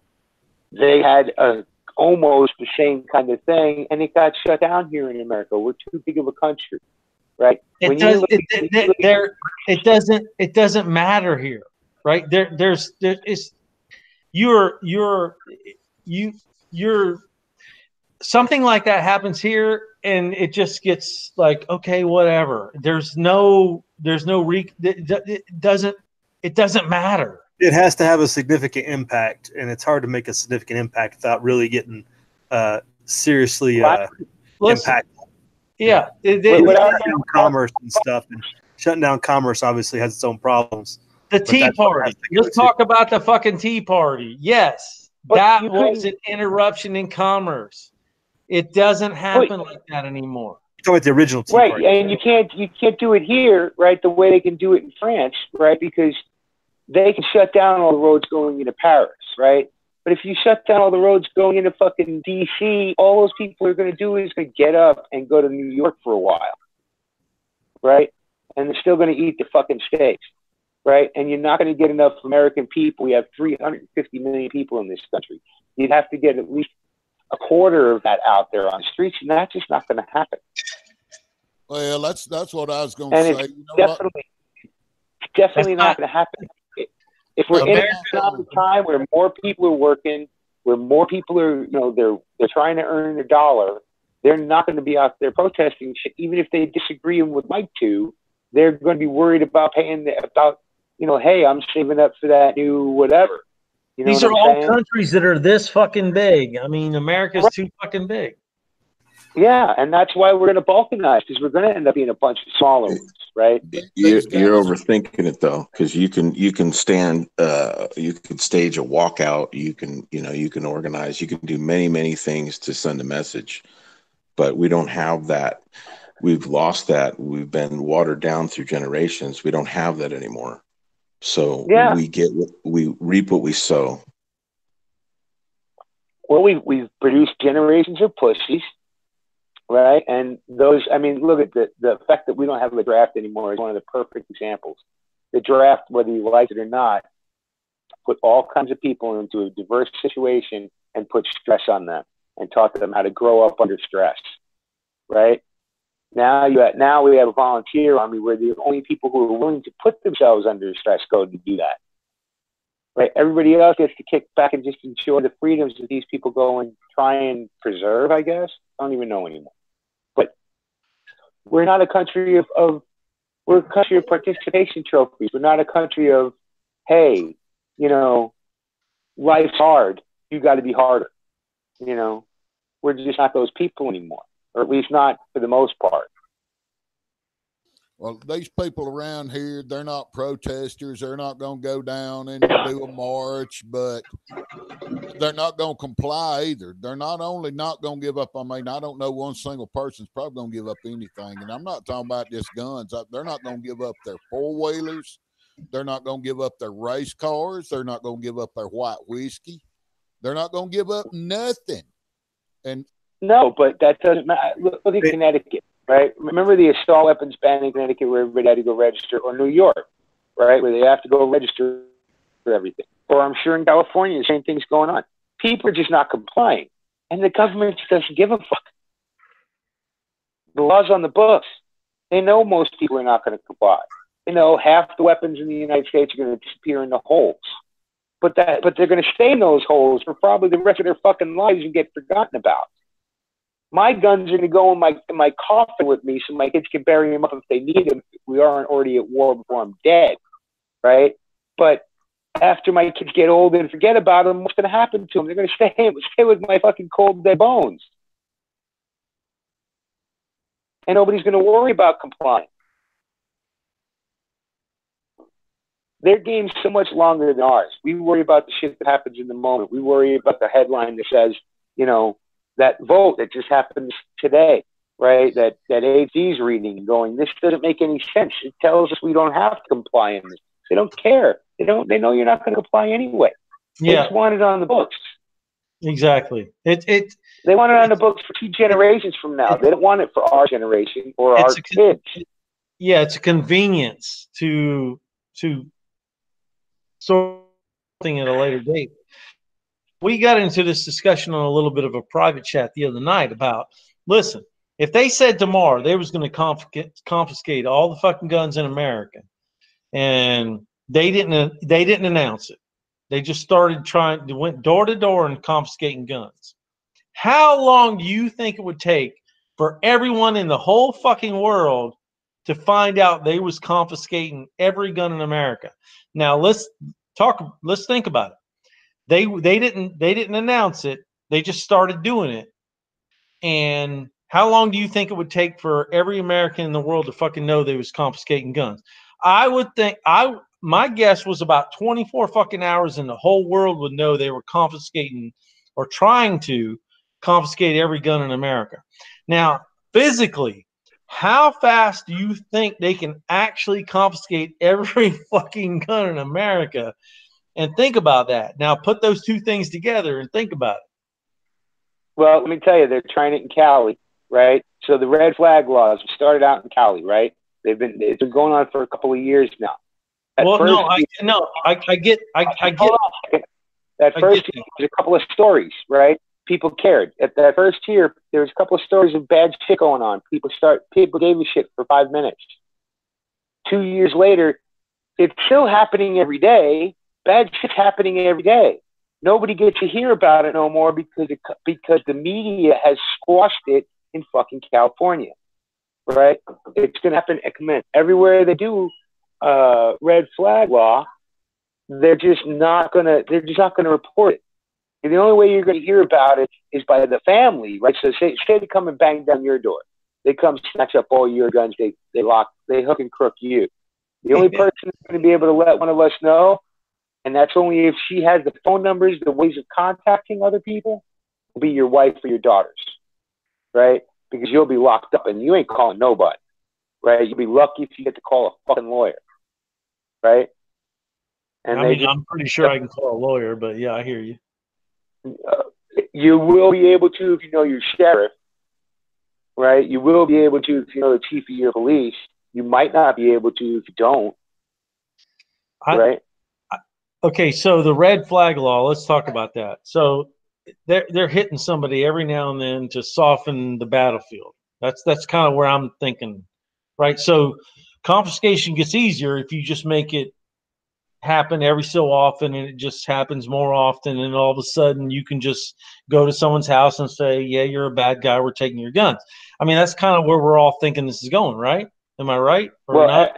Everybody thinks it's only happening once in a while. It's happening every day.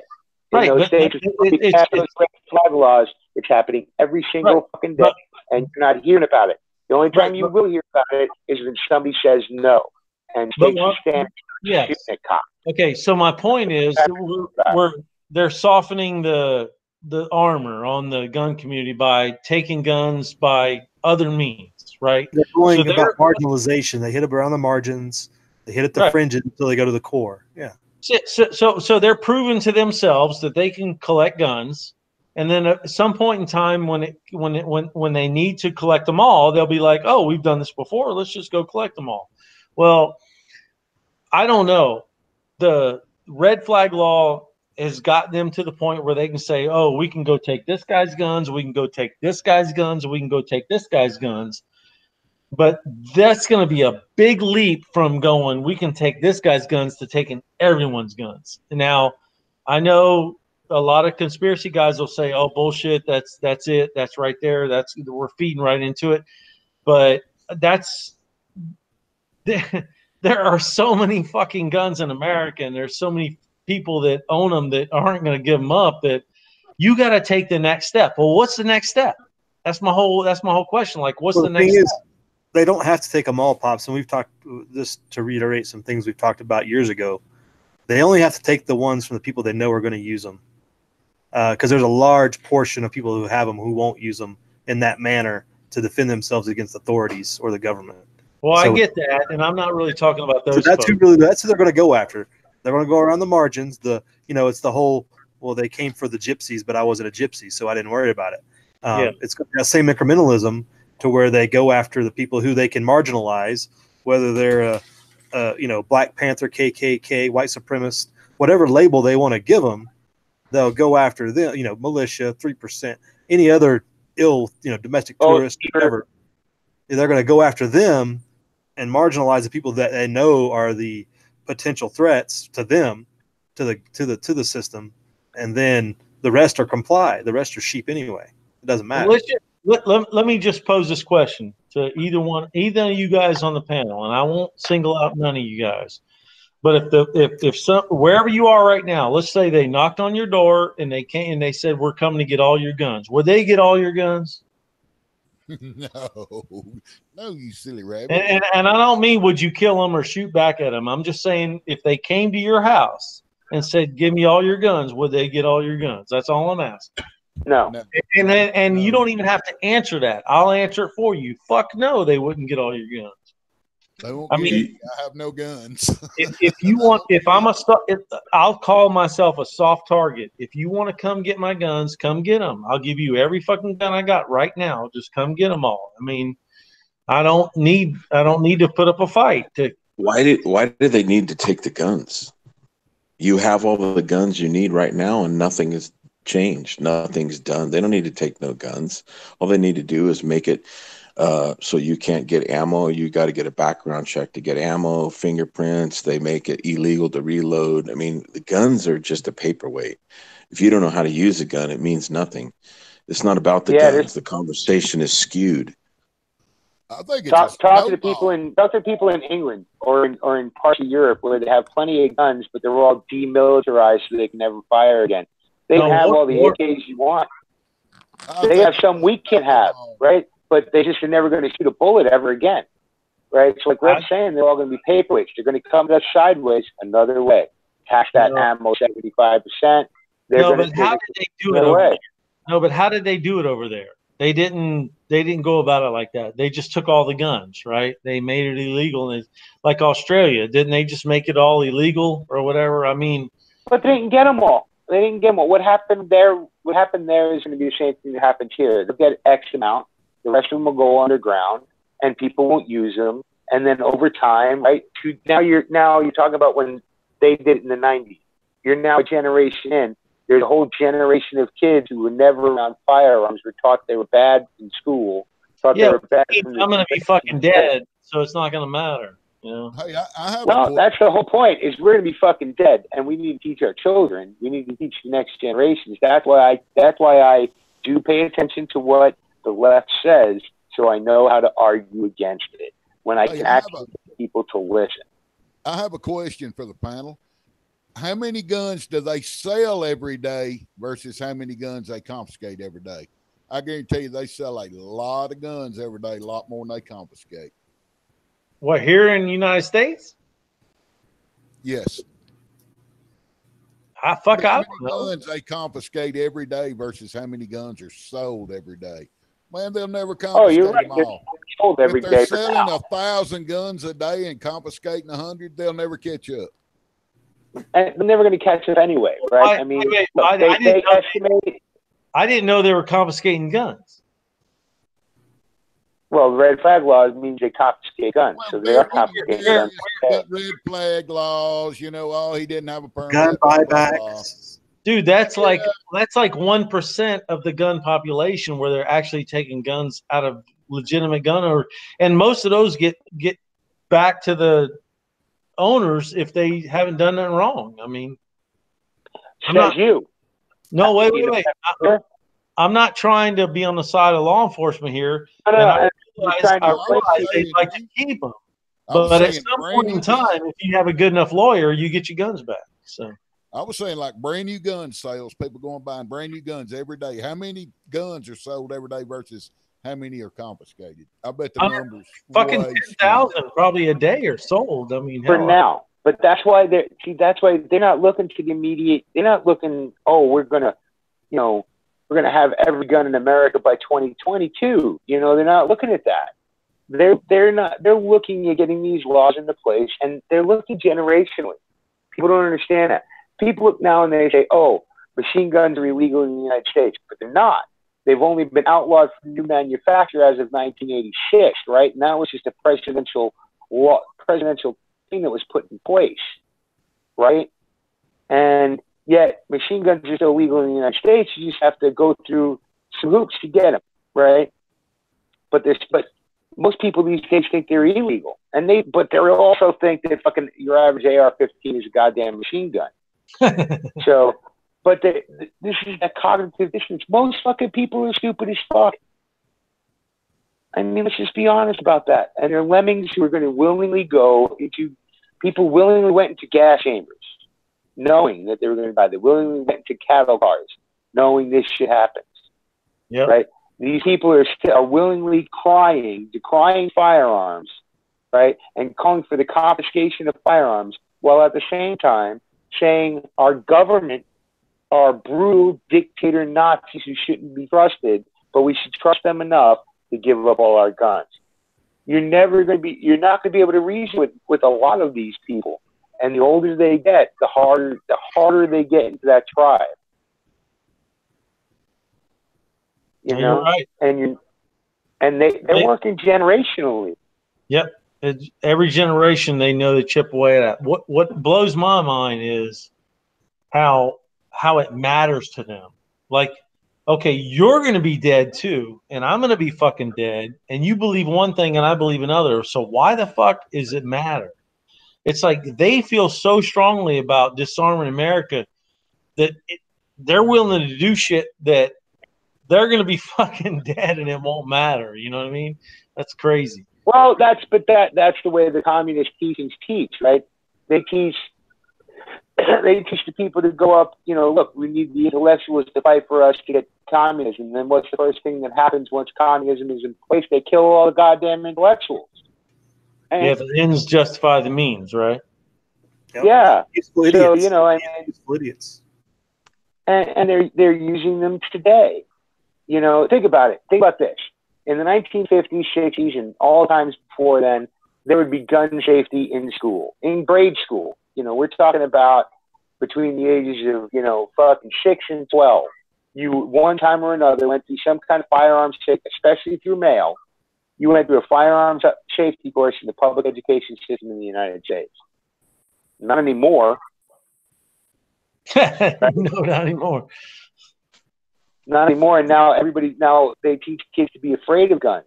Well, then that fear breeds fascination, right? So then when they get around them, they don't use them correctly because they weren't taught how to use them correctly. And they're so fascinated with them that they do stupid shit. Yeah, well, my girls see guns all over the fucking house, and they know how to use every goddamn one of them. So, I mean, I'm keeping the freedom alive right here in this house. So, Amen, brother. But We're one generation away from nobody remembering pre-technology, pre-cell phone, smartphone, computer, and that'll be it. You know, just like our founding fathers.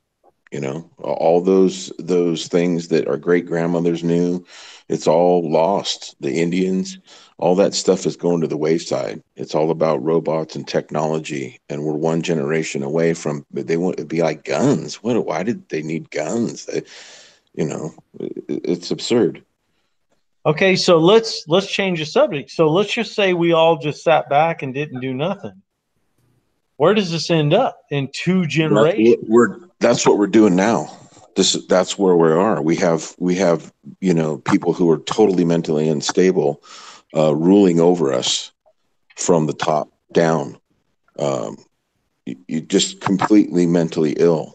So we become complete slaves of what kind of society? Like, how does this end up is what I'm questioning. Let's just say I said, fuck it, I don't care about guns, I'm not going to fight, whatever.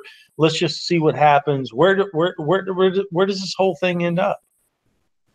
They'll take your pension, or you'll get up tomorrow, go to work, and pay your 70% worth of taxes, and continue to, you know, breathe and until you're, you know, get cancer, and then all your wealth is drained into the system, and you're gone, and you're a memory.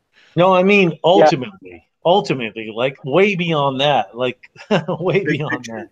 Talking big picture, like where do we end up?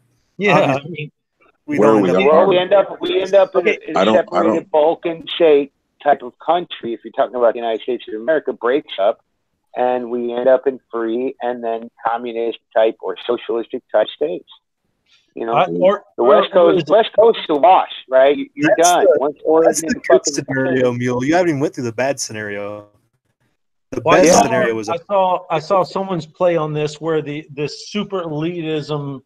I think it was a video you recommended, HD, by Chris Dwayne, about the super elitism society becoming super elitist because of all the technology and the robotics and all this shit.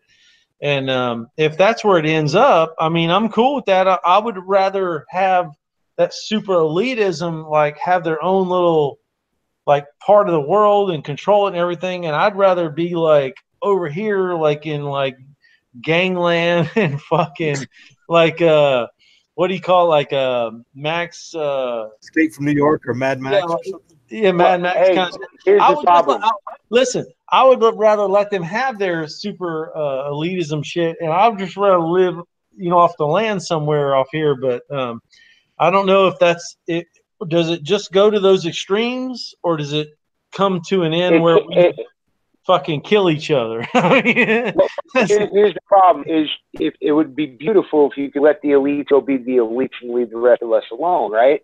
Go do your thing. But that's not what they want.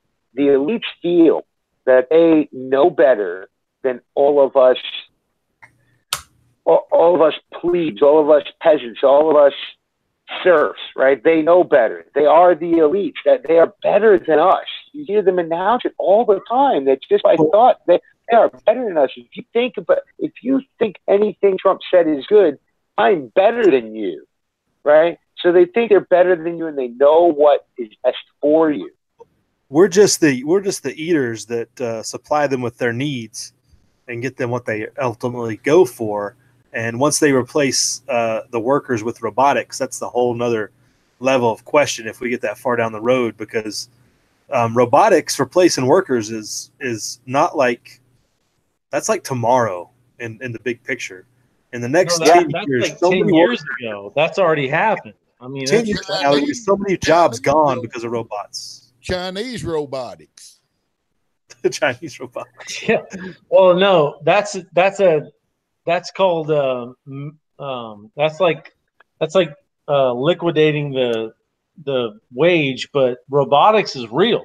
Like literally, robotics and automation in America is gonna completely destroy the lower class ability to work. And I ran a CNC machine today. They're awesome. I own a CNC machine. I own a cabinet business, and 15 years ago, I brought a CNC machine in that replaced 10 guys. And I feel terrible about it, but it was part of the process, you know, so.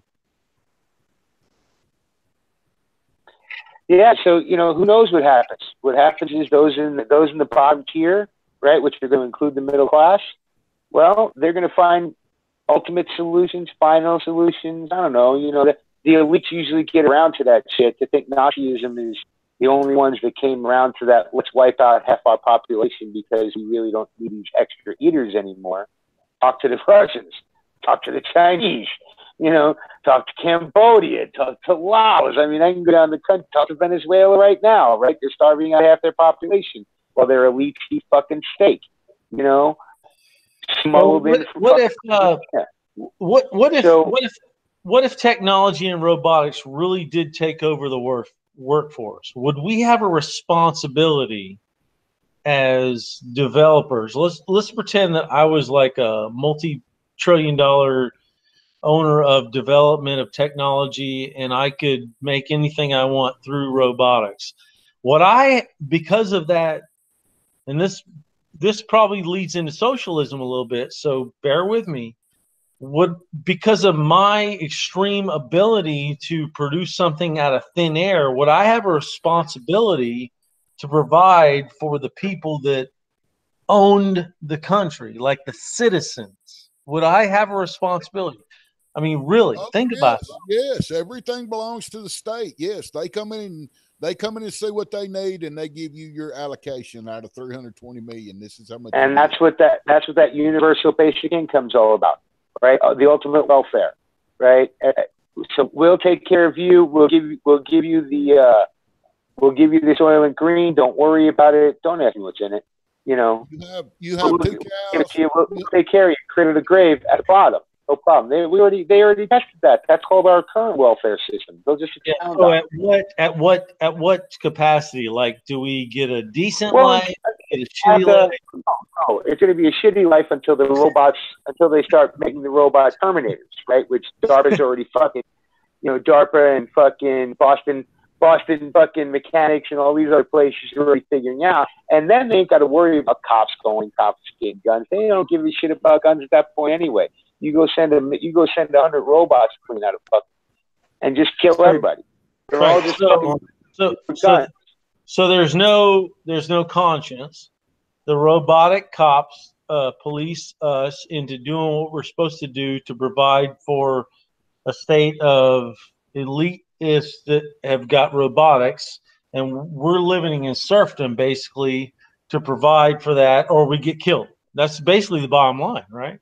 Yeah, pretty much. Think of Elysium on a grand scale. Well, on the scale of Elysium, right? Listen, I don't mind having this conversation because I'm not really thinking this is so far from what's fucking happening, but I just kind of want to get you guys' opinion on this shit, you know? Welcome to the reservation. Yeah, we've been down a lot of rabbit trails around here, and just to add on to that, what you have with Reb calls them mentally ill. Some people will call them Satanist, or there's other terms, but their transhumanist agenda too. With they think they can meld themselves as eternal beings, melding with robots. That's their agenda too, is to become immortal by implanting their thoughts and memories and everything into robotic devices, and they will be the elite forever. That's what there's people that believe that. Your Bill Gates, all these people, they actually are pushing for that and trying. Yeah. And now this is the next generation. You lost me there, man. I don't understand that, but there will be no quarter for them. That's what they want to do, is be able to take their consciousness. But here's the thing: if everyone lived forever, in that, it's not going to be everybody. It's just going to be them. It's just going to be the ones that. Well, no, they're not going to be allowed to do that, or we'll kill them. But who? When they got guns. I mean, if you're going to think you're going to live forever without me, I'm going to fucking take you out. That's just how it's going to go. But if everyone lived forever, then I don't know. That fucks up society big time. I don't know. Well, like you said, do you have Netflix? If you have Netflix, check out this Carbon. No, dude, I don't have Netflix. I don't watch Hollywood. I don't watch fucking TV. Listen, I watch you fuckers on YouTube. That's all I watch. Well, there's some good dystopian, thought processes that have come out in fiction that go through this kind of thing, right? So the elites live forever and the plebes get to die. They just get to die. They get to scrounge around at the bottom while the elites stay up in the high clouds and live awesome lives that people would watch on, Lifestyles of the Rich and Shameless. Okay. Okay, I get that. Okay. And they'll feed it, and maybe it'll be virtual or whatever, so they could, the Matrix type of thing where they can basically live it out in a fantasy land, right? Which people do all the time. Right. Listen, I'm gonna tell you right now, I'm armed enough to make sure that shit can't happen really, like, right away. I can upset that apple cart and most motherfucker. But look, people are going to willingly comply on most of this shit. It'll be some new fucking gadget that people will buy into. Everybody has. Look at the shit we're talking on. Everybody buys into the new gadget shit, and one day it'll just be a new thing that you can attach to your brain that increases something, and then next thing you know, everybody's half cyborg, and the elites, they'll be the first ones at it. Here's what I predict. Right here. Okay, so society is fucking biting into all this technology, and everybody's all happy about this shit. And there's a certain group of us out there that are like, I don't know about all that. I was kind of fucked up. I didn't grow up like this, blah, blah, blah. And so that's not going to really happen. And there's going to be this lull in acceptance of that technology, like me. I mean, like, I don't buy that, if you will. And so there's going to be this fight. And I don't know how big the fight's going to be, so I don't want to go there. But at some point in time, I hate to say it, but if we don't win, they're going to win, right? So there's definitely a battle. And I have 3 girls. They're young. I teach them as much as I can about how not to, buy into this bullshit and live their own life and just live it outside the electronic world. And, I don't know how many people are out there doing that, and I don't know where it's going to end up. But when I'm dead and gone, I hope they have a good life. But they could be fucking slaves to some robot. Fuck, I don't know.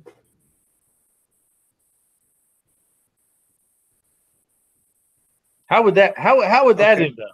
Where you're a fucking robots rule the world and the humans are slaves to them. I mean, fuck, that could really happen. I seen that movie. It didn't end well. Well, it depends on which side of the movie you're in. If you believe the book, a lot of this is biblical in a lot of respects. People thinking that they can have their own immortality. So that's what read up on that. You got time.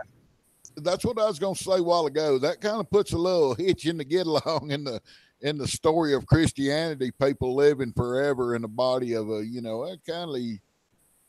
something wasn't foretold there. Or... Well, like HD pointed out, you know, these are transhumanists, so they believe that you only get one life. There's no such thing as an afterlife. There's no responsibility for what you do in this life. So they want to extend it as long as possible. Yeah, just a continuum. Not a yeah, because they really... believe that once you take your final breath, there's nothing after, right? Consciousness, whatever. What people believe through religious faith, they do not believe. So that's why they just don't care, right? They don't have. It's kind of creepy. They're not worried about being judged for their actions, and they're not looking forward to a better place by their actions, right? They believe this go around's it. That's why they can do the most evil and heinous shit and lie through their teeth about it, because they have there's no consequences to their actions unless they actually get caught. You wonder why people like Hillary Clinton keep doing what they do? Because until somebody actually fucking stops them and puts their ass in prison, they're going to keep doing it because they believe this is their only chance. This is the only go-around. There's no heaven. There's no hell. There's no judgment. There's no paradise. This is it. So I got to grab for that gold ring as much as possible. Yep, that's true. Right, and without those things, which is something that they've destroyed in this country. They've killed God. They've destroyed the family unit as a whole. Right, they've weakened it. They've done their best to switch roles. Right, this whole gender nonsense, and then the whole feminism nonsense. Right, they've done everything they can to destroy what once made us real human beings, the family and the way things are set up by God. Right, if you believe in it. And they've destroyed it. So that's why anything goes. That's why a 10-year-old stripping for, you know, a boy of 10 who is told he's gay and that he should go strip for men, it's okay with them. Why is that okay? Because they don't believe there's any kind of judgment on this. That's right. You know, God hasn't sent, God has not done another Sodom and Gomorrah in a long time. You know? So nobody believes. But they do believe in taking power from other people. Real quick, I've neglected the side chat. We got a lot of people jumping in here, and a lot of good comments out there. Wow, they're really tearing it up. We had Tommy Sock, 64, ZPD Survival. George H.W. Bush, for some reason, has joined us. I think that's William, but I guess he'll never come out. William at Tracy, Barry Wood. Oh, good comments. I don't want to rehash everything, but they're beating us up. Glitch Mod has joined us. Good evening.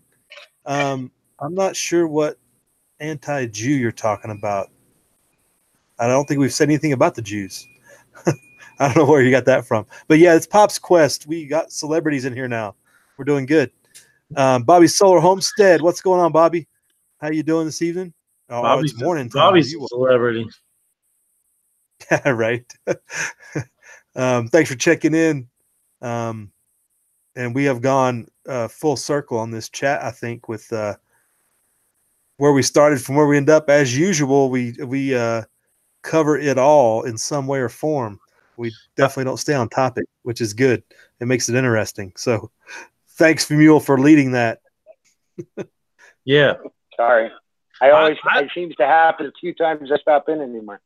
I don't mind talking about Jewish people. I live around a bunch of them. Where I live is called Little Jerusalem. I mean, there's a neighborhood where I live. It's for some reason where a lot of Jewish people live, and I got to tell you, I don't have a fucking opinion. The lady that lives this side of me fucking parties like a fucking rock star, and she's awesome.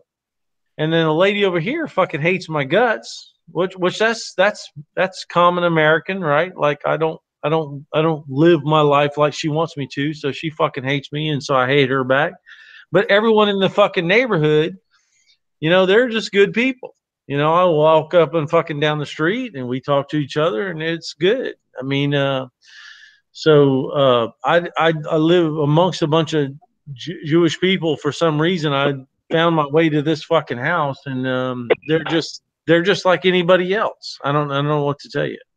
So yeah, I don't know where his comment came from, but that was interesting. Hey Sparks, I see you, buddy. Sorry, I don't want to neglect you.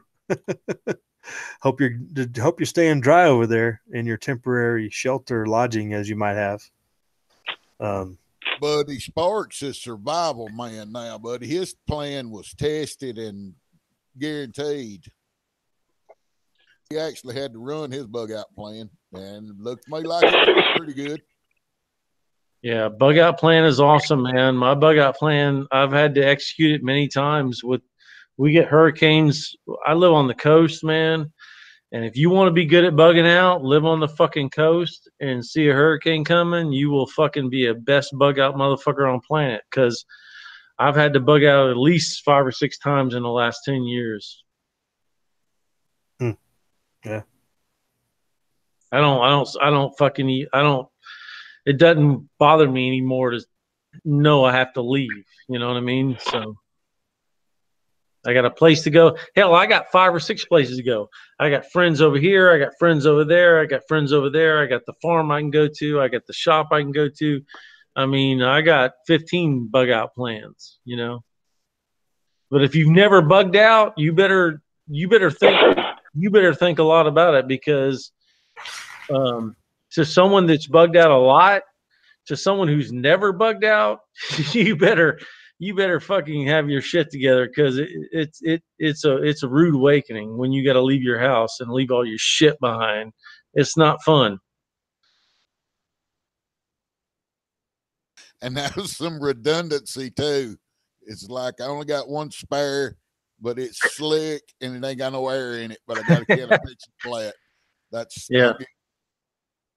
Yeah, I got gas for the generator, but no oil. I mean, you better fucking have your shit all together. I mean, I listen. And I'm not trying to sound like an expert, but I've been forced to do it many years.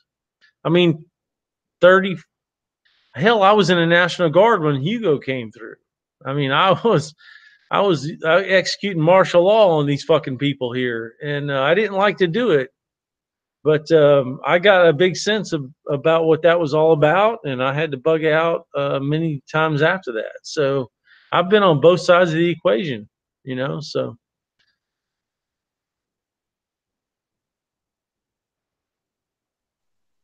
well, hey, gents, I got to pull a pin.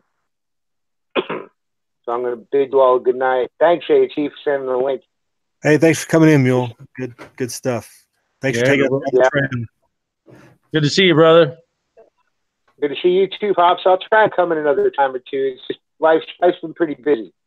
So yeah, this is the first time I've been on here. These are good people, so I've enjoyed it, and I'm gonna be heading out here soon too. But yeah, it's I'm sure you'll be welcome anytime, Pops. HD's a good man, and Saints, Saints is a saint. Yeah, you know? I watch all this stuff, so good stuff. All right, gents. You have a good night. We'll see you, Mule. See you later, Mule. Thanks for checking in. And I'm not I don't have the comments on the side going, so if there's anybody that has a question for me or anything like that, just throw it out there. But otherwise, I'm gonna probably jump off here pretty quick. Yeah, there's a lot of comments. They didn't have a lot of questions. They were either telling us we were wrong or we were on target, or we're not wrong. So fuck all those people. We get a lot of like, oh, you don't know what you're talking about. But other than that, it's all good. I mean, bugging out's not. But what do they? What's the bad comments about? I'm not even. No, I just people talk about how bad it could get. You know, in the end, where we're going down that road. But oh yeah, well, and there's no doubt practice makes perfect, like Bikes is saying out there. But we're talking about Jay Sparks. He was in Paradise, California when that fire came through, and he had to bug out, and he did a video on that and his situation. Definitely, it's one of those things you don't know until you have to do it. And he talked about how, you know, hey, he had a plan, but X, Y, and Z, and this is what happened. He went down it pretty well about, you know, things always go wrong. You just have to be able to adjust on the fly with The what biggest you have. problem. Yeah, absolutely. And good for him, man. I'm sure hopefully he learned or got something good out of it. The biggest problem I have is every time I've bugged out, I've always had plenty of notice because we're in hurricane zone. So Yeah. fuck, we see hurricane coming 3 or 4 days ahead of time. So we get a ability to pre-plan and think about it. And well, if it does this, we'll do that and everything. Well, I mean, I've never really bugged out on a serious note, you know. So I have a lot to learn about that. But I've got a lot of lessons about bugging out when you have the opportunity to really think about it, which maybe some people might not think bugging out. But anyway, I've learned a lot from it. Well, my big thing is it's never the ideal scenario. I will not bug out until it is the last ditch of all last ditches.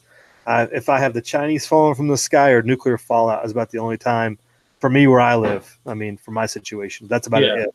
You And everybody's that's got to know great. what you're dealing with. Everybody's dealing with something different.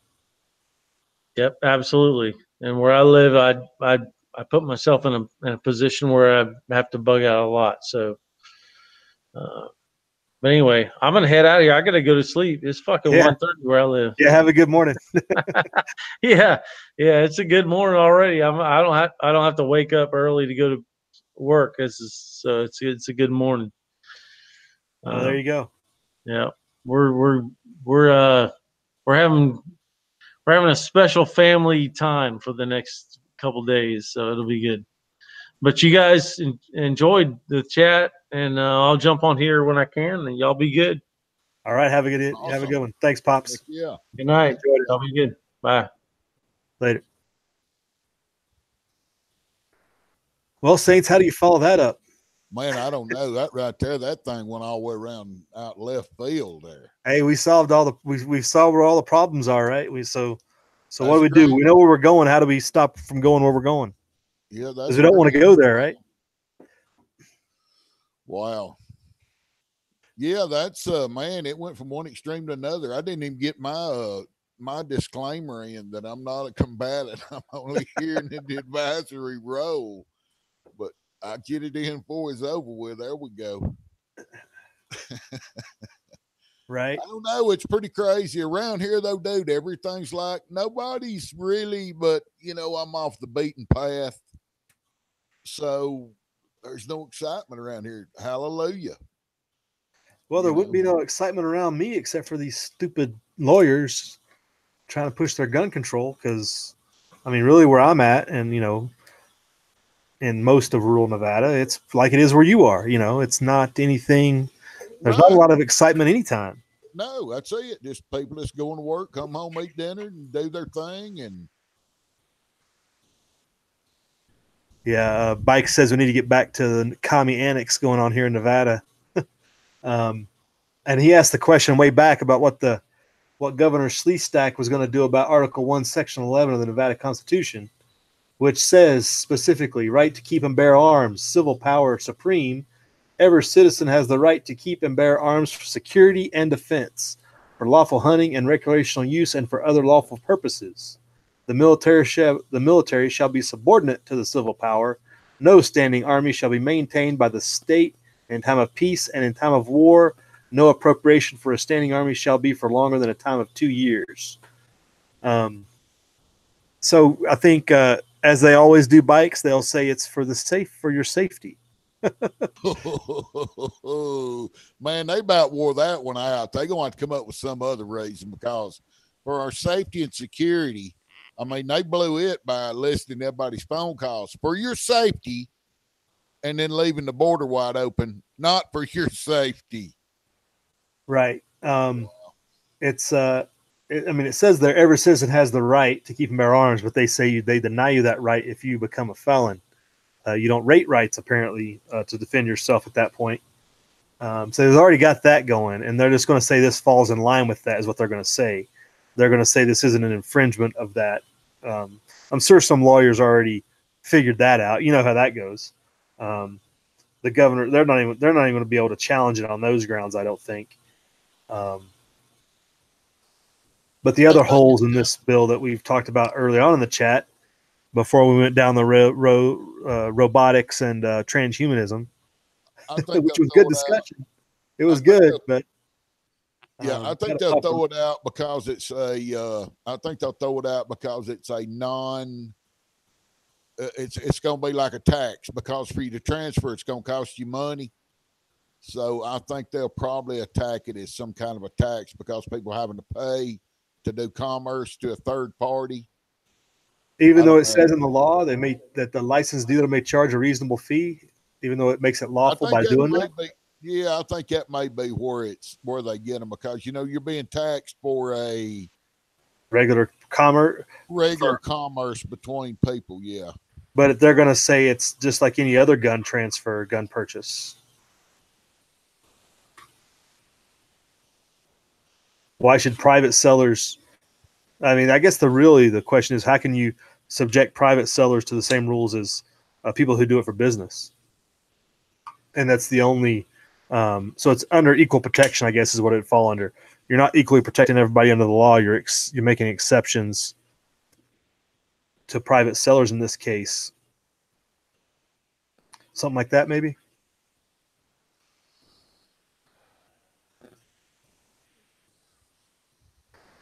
Right, bikes. Yeah, I'm still gonna go back to it's a registration scam, and it's they're gonna get some kind of money out of it. Yeah, ultimately, I see that coming down the pike. It's the only way it's going to work as written, is to enact a registry of some sort. They just haven't figured out how they're going to get that through and pass muster, because really that's a big step, especially for a state like Nevada. But massive noncompliance, what got us started on that trail that we followed, is that massive noncompliance is got to be the first answer. And there was a lot of that yesterday. I mean, there were public representatives from sheriffs to I think there was a county commissioner that basically said noncompliance will be the norm. And that's good to have people like that on our side, I guess you'd say. Well, at least he's looking at it, with a real, in reality, instead of trying to, holy cow, dude, and all the mess they threw in down there on the bottom on top of that. Wow. What do you mean on the bottom? Well, though, down in the little sub paragraphs where they, I mean, it's just so crazy that you could, but it's still kind of like a little entrapment scheme, because all they're wanting to do, FFL, if you bring a gun in, an old gun that hasn't got a number on it, it has to have a number on it. It has to be registered with that ATF number. Everything that comes in and out the door now is going to have an ATF number on it. That's all them little tags they put on them now when you go in there. So if you do a transfer, it hadn't got a number on an old shotgun, what are you going to do? What's a gun dealer going to do? Anybody that had an 80% lower. well, yeah, but you can't transfer. You're not supposed to be able to transfer those anyway. Right.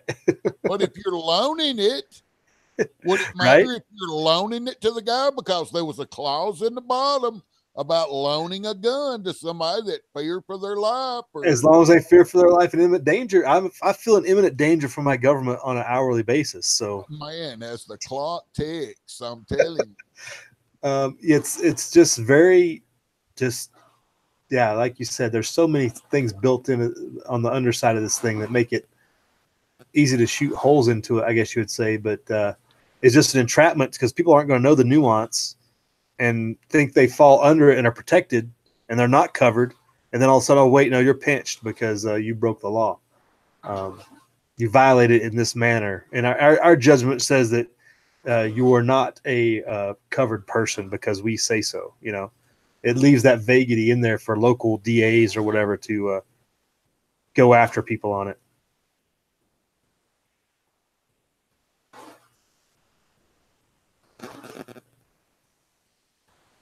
Yeah, that's a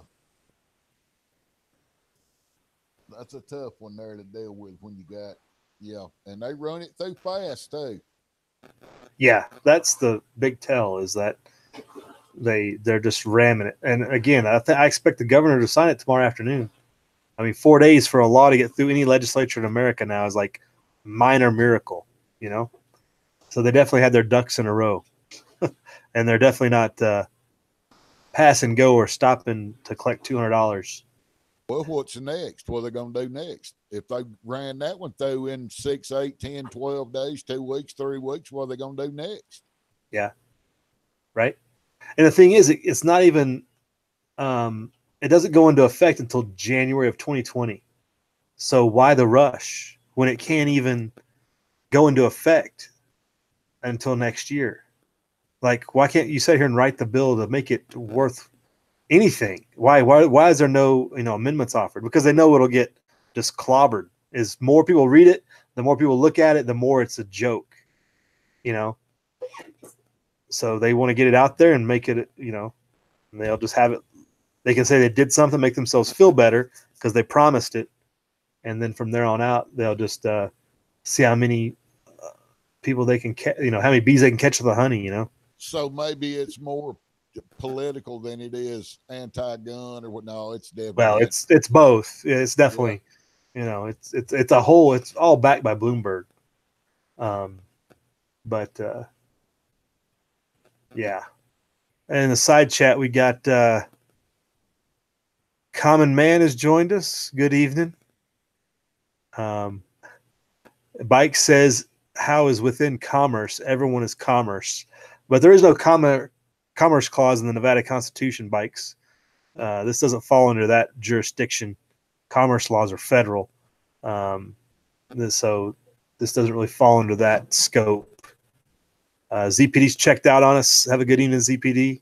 Get that hard work done. You got that heavy metal project going. ZPD's out there doing moving these big metal pipes or something. He's got some wildness going on. He's always doing something interesting over there on his channel. On down. Bike says permits, license. Bikes, I don't know why you're not in here. Just you can spout your opinion in here. You got a link. You don't have to just do it in the side chat.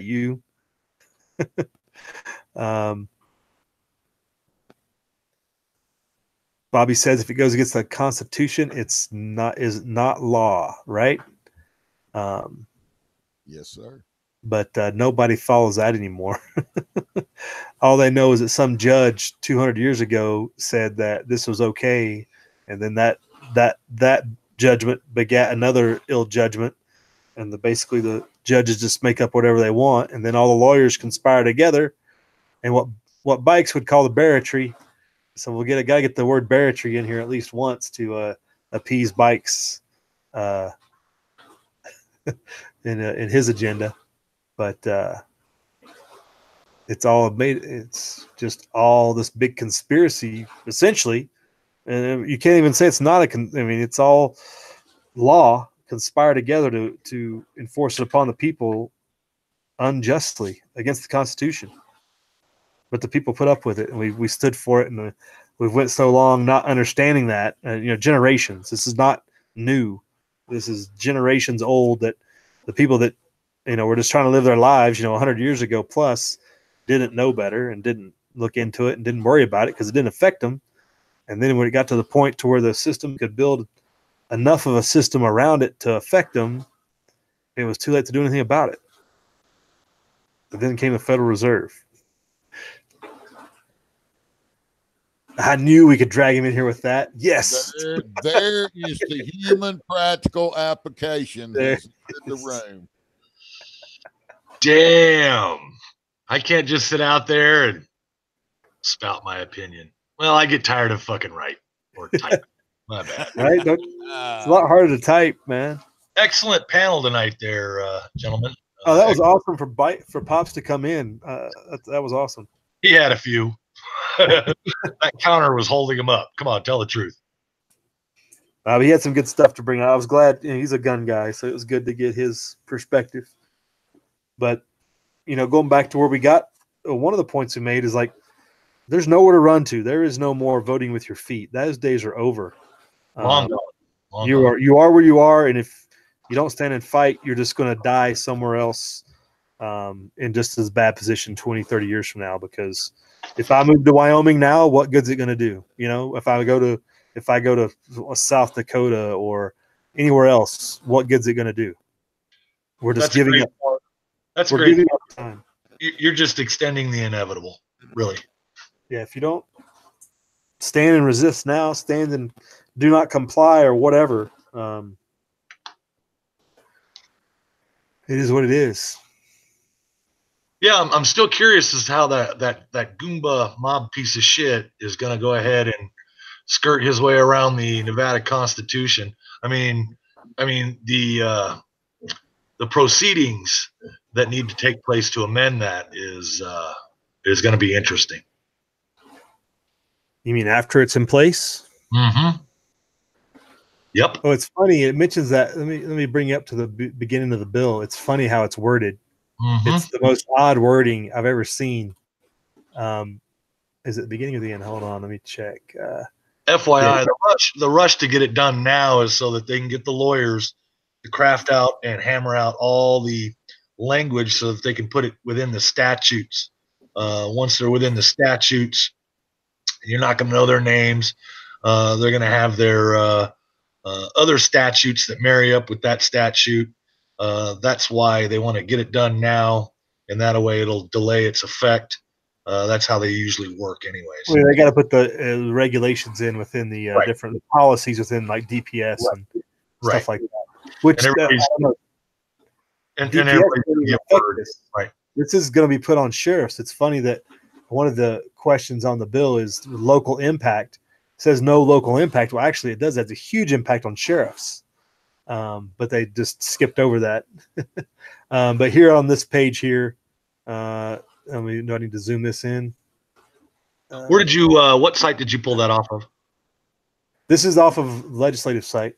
Okay. This is off of what's called ledge.state.nv.us. Okay. So it's what's in the system. Yeah, I got to read it. So it says, I can put the link in the description box for later. That would be even better. Or for later or whatever. Mm-hmm. I'll read it. Mm-hmm.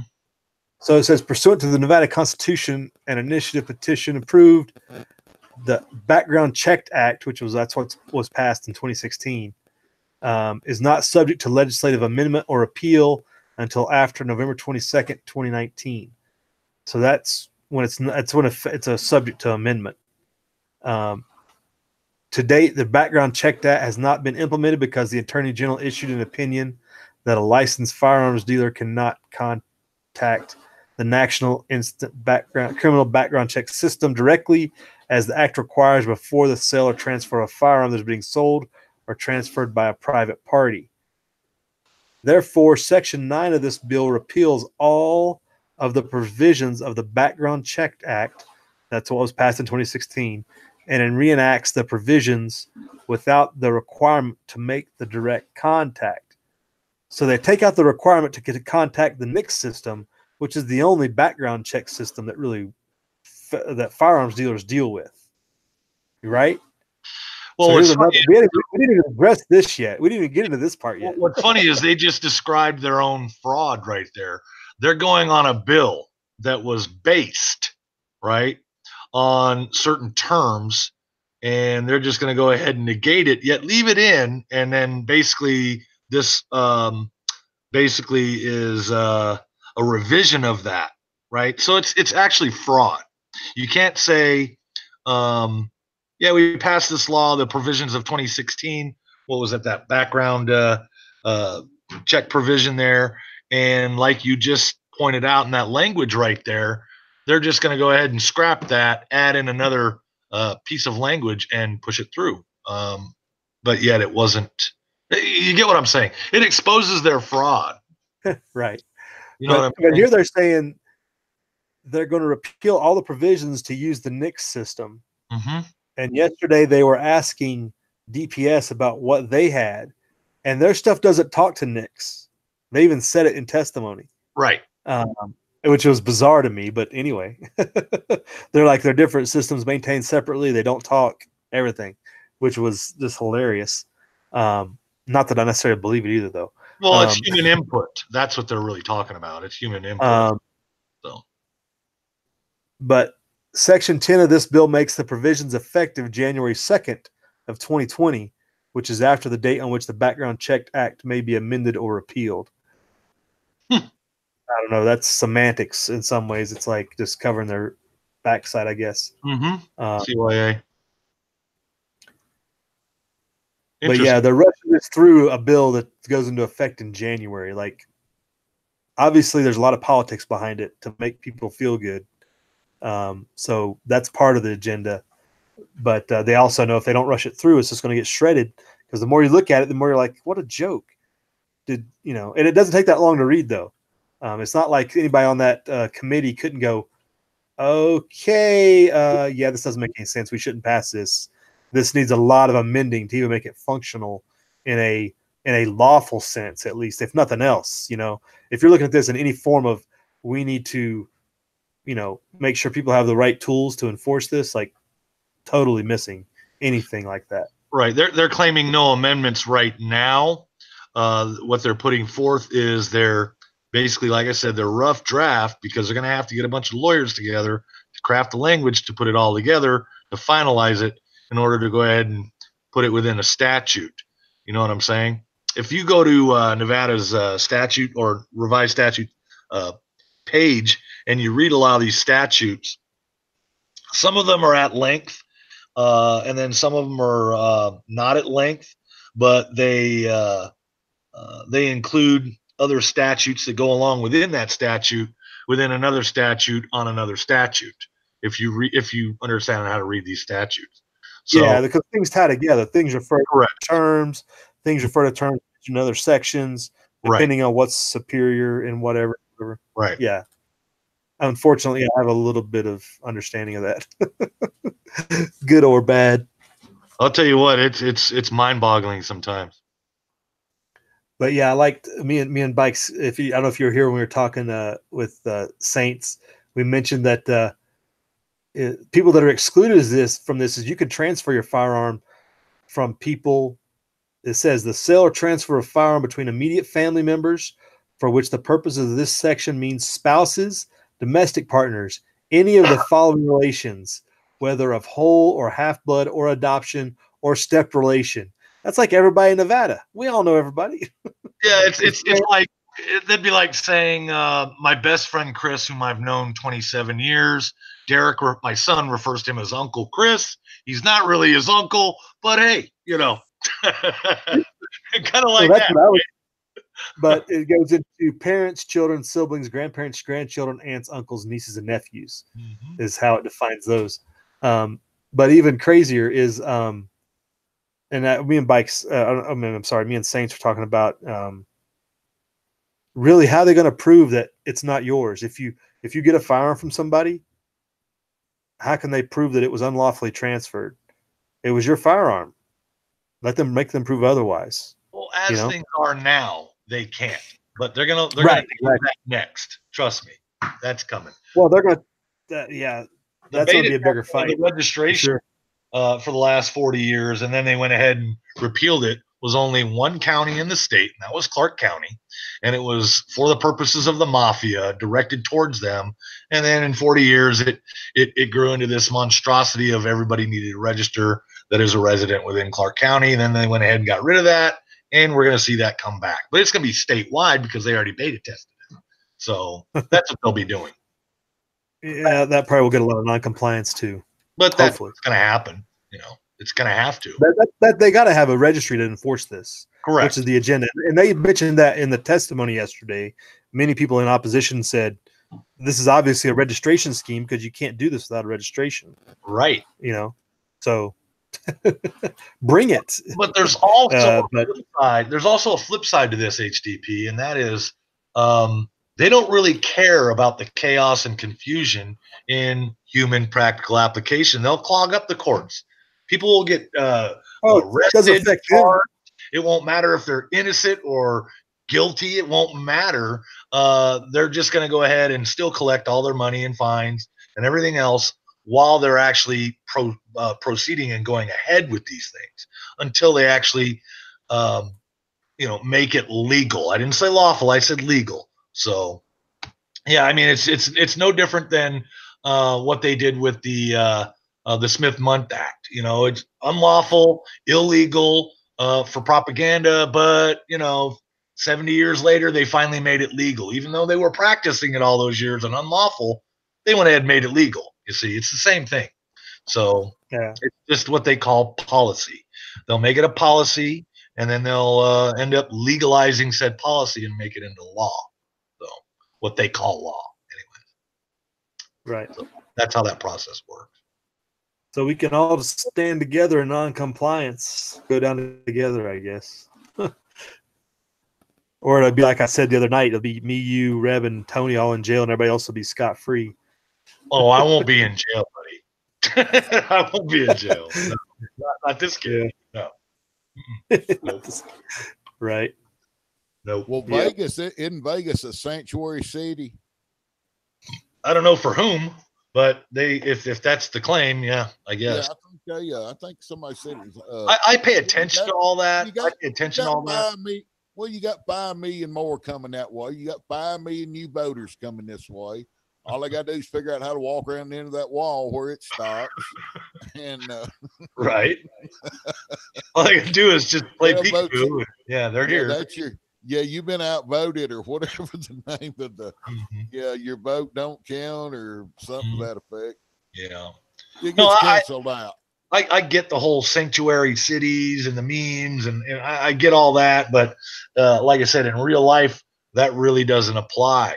It does in the political realm, it does in people's imaginations, but it really does not exist. I mean, really. You don't have to send Tony back down there with a camera, let him catch them buses coming in again with all them voters on the screen at him. When you arrest somebody, you're not asking if they're a Republican or a Democrat. I mean, it doesn't really work that way. You know what I mean? They're not asking if, are you a legal citizen? Well, then, shit. Well, we can't arrest you. Oh, if you're an illegal, you're, whatever. It doesn't really work that way, right? So that's why I stay away from those conversations. I'll let people give themselves enough rope, so to speak. You know what I mean? Right. Yeah.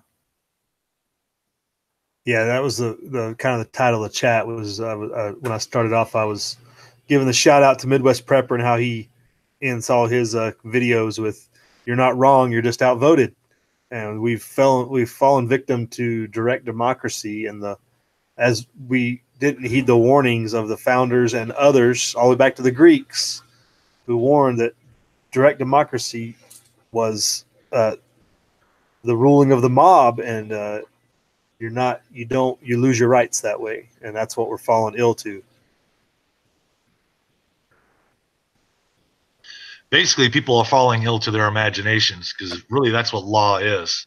It's stuff written down, and it's to mentally keep you down, to give you ideas and allegedly ethics and morals to do the right thing. I mean, really, it's really a mental construct, because human practical application comes in. Yeah, it's against the law to be concealed carrying without a permit, your permission, but people do it anyways, and they have no ill will or intent when they do it. So are they bad people? You get what I mean? It's right. A mental construct of things. So I don't know. That's just where I'm at. It's a mental game within society to get people normalized to accepting one thing as being on the verge of being morally wrong, because there's people that would be like, oh, that's so wrong. Right. But they wouldn't know why it's wrong. They'd just be like, oh, that's wrong, because they've been told all their life that only bad people do those things, and then it gets people in that mindset to be okay with people being kicked on the side of the street, or whatever, tasered well, they ran from the police. Why wouldn't they shoot them? Wait, right. What? Right. So this is judge, jury, and executioner because he got pulled over for not executing a stop sign, and he got shot running away from the cops. So that makes no sense. Yeah, they'll torture you for a blinker these days. When was anybody's life in danger? Mm-hmm. But fleeing for the cops is now justification for a death sentence in some people's minds. Mm-hmm. Some people take it to like, oh well, he ran. You don't run from the police, you get shot. What do you expect? It's not like, fighting. Hey, it gets Fighting worse the than police, that. I get, you get shot, but It gets worse than that. If you get cornered in a freaking parking deck, they'll send a robot with a charge on the front of it and blow your ass up. Yep. Like Dallas. They did. I mean, what happened to due process? I guess it went up with a C4. Mm-hmm. Sure did. right.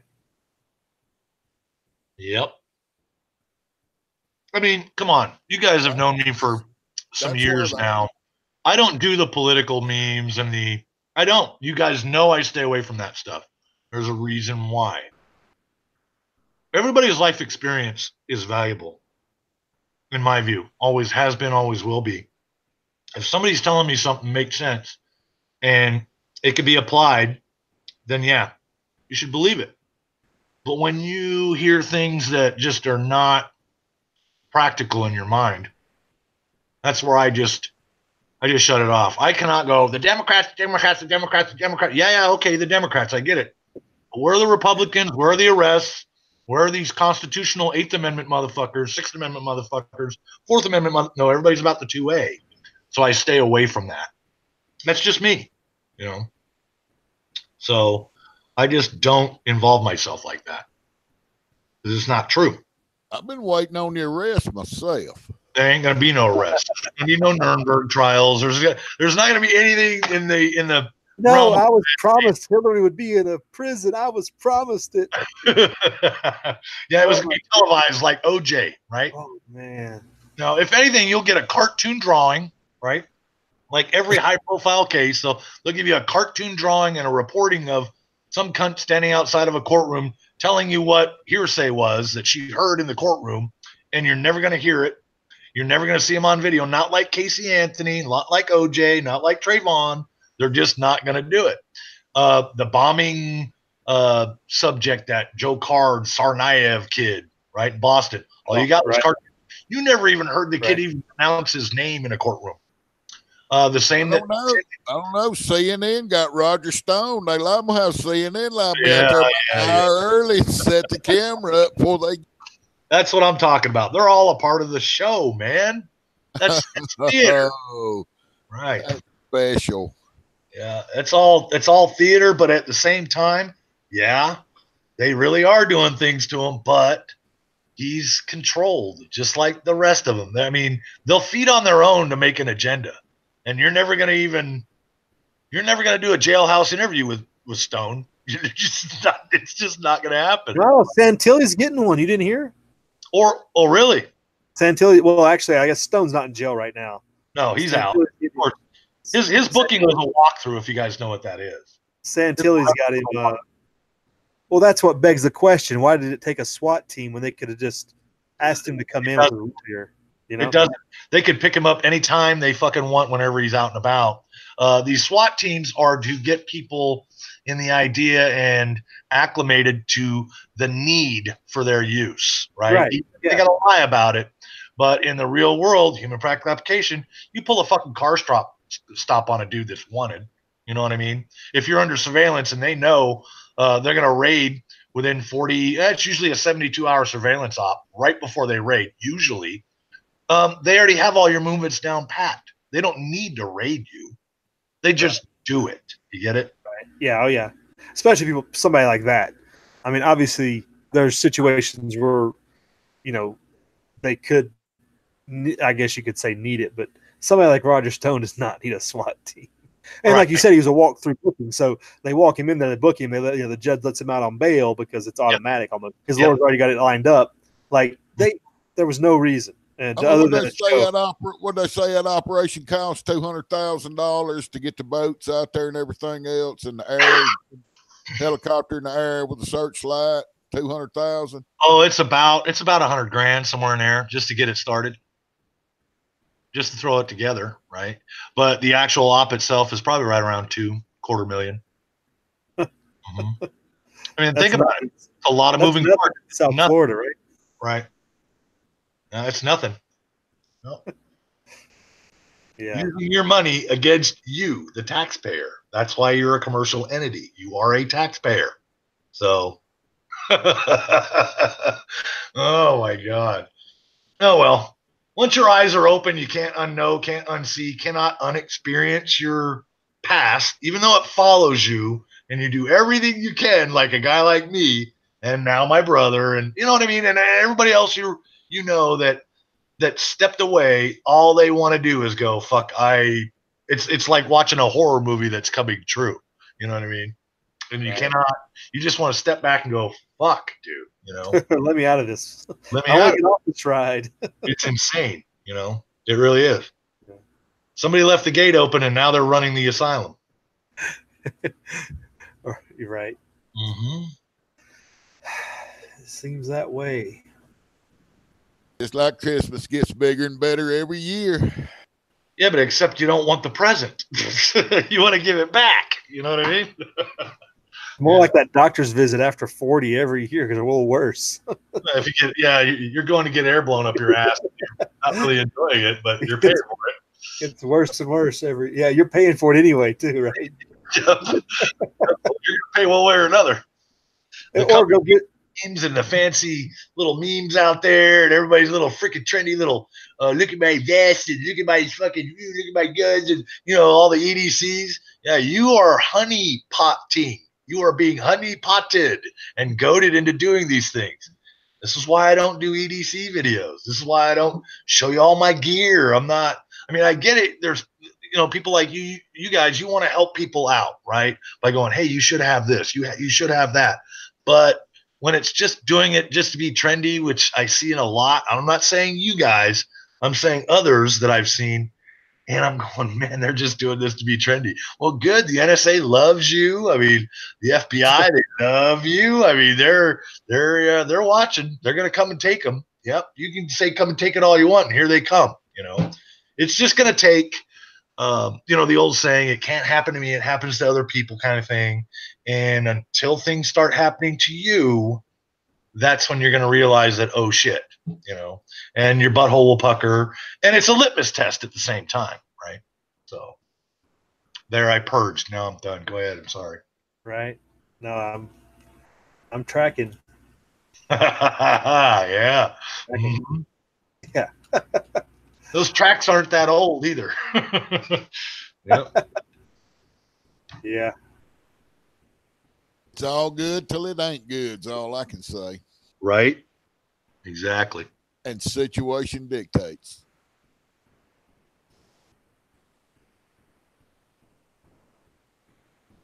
Yeah, and that's why I get back, like we were talking about with Pops and Mules, like, like if they come to your door, the situation is such that there's very little you can do. You can't wait until somebody's at your door to do anything.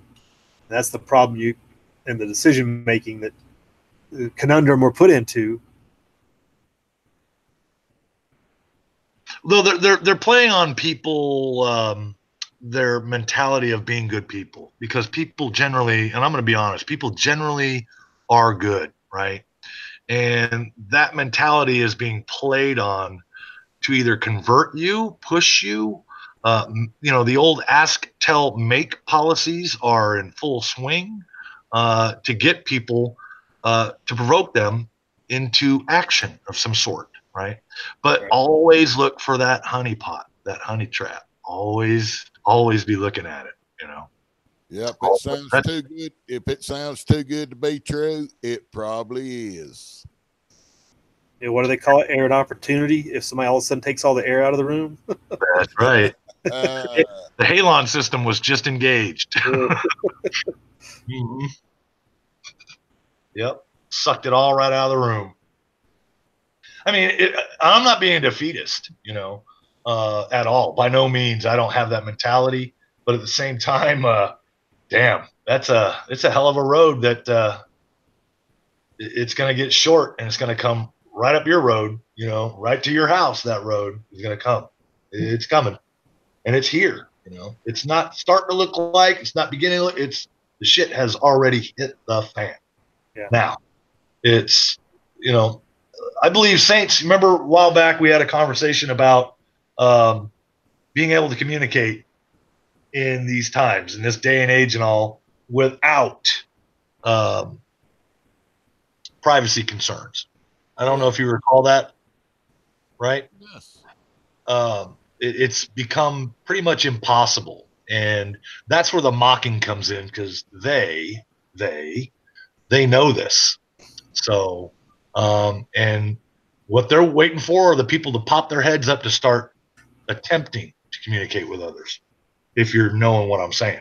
Well, you know what's funny? They said that the FBI people up there, Bruce Orr and Nellie Orr, they were communicating. They all took their little ham radio deal, and they were communicating with ham radios. Mm-hmm.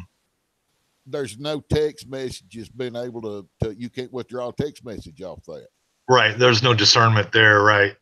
Mm-hmm. No. So they brought that into question. Why were all of them talking to each other on VHF radios off of handheld ham radios? Because there's no way it doesn't go through a hub.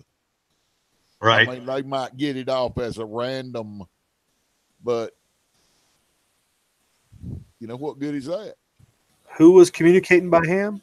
Nellie Orr and Bruce Orr were talking to some of the agents with. That's how they were communicating with each other. They weren't sending text messages. They were talking with VHF radios.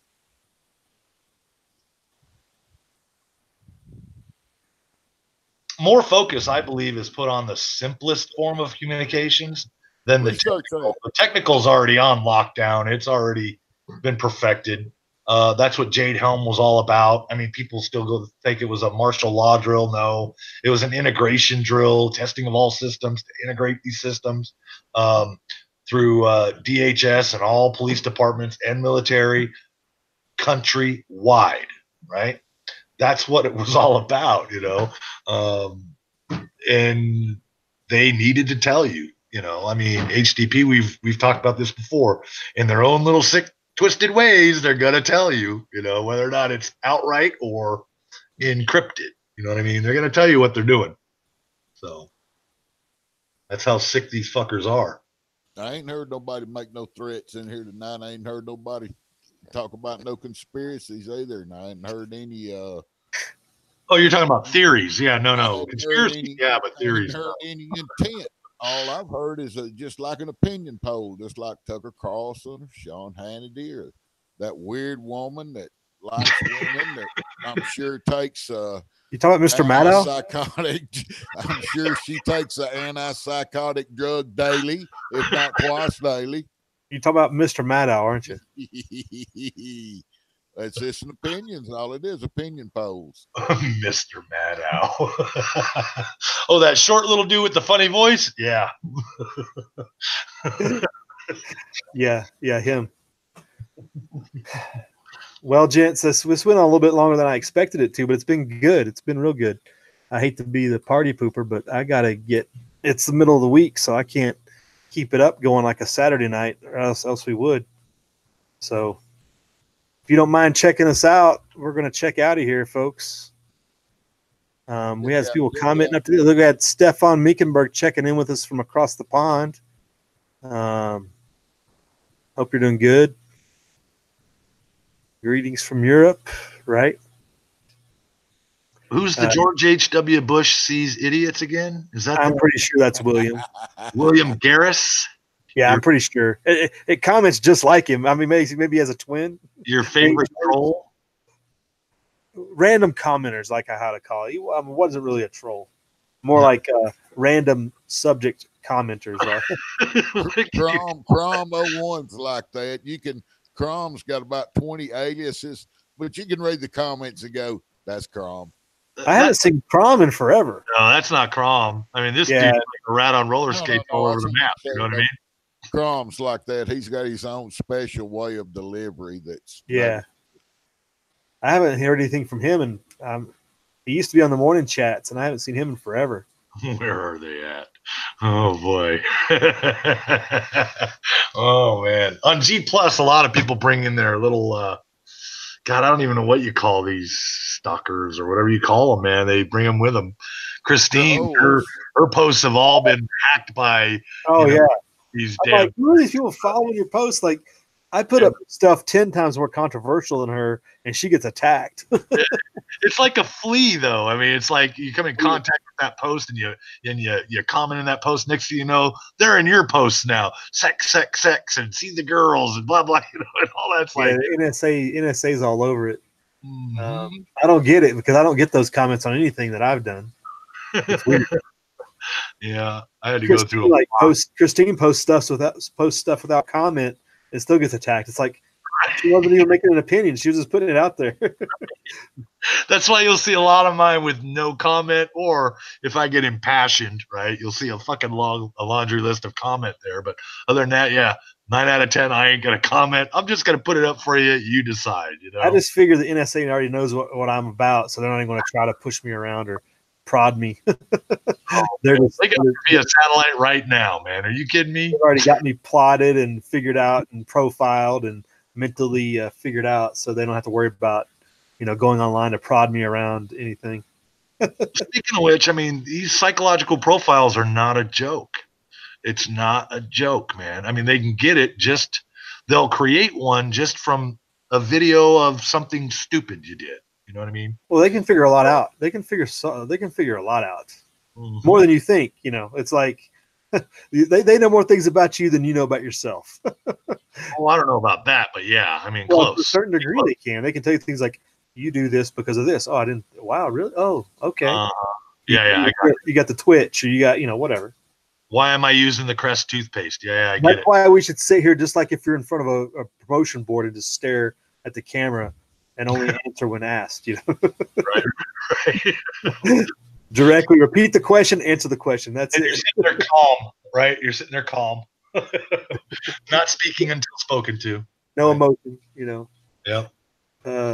They probably profile that too. That's got a certain amount of emotional baggage doing that too, though. All right, Bikes, you want to do any shout outs or anything before we check out of here? I just came in at the last year, and I did monitor your whole chat. I don't mean that in a bad way. Hopefully you didn't take that the wrong way. It's not like I was taking notes or anything like that, just mental. Thanks for the invite. I don't like to come in with a bunch of people in chats and do a bunch of debates and stuff with people, as I have my own rails, man. Sometimes I go off, sometimes I stay on track. And thanks for having me, and shout out to everybody that still follow. And it's good to see that you get the band back together every once in a while, or some of it,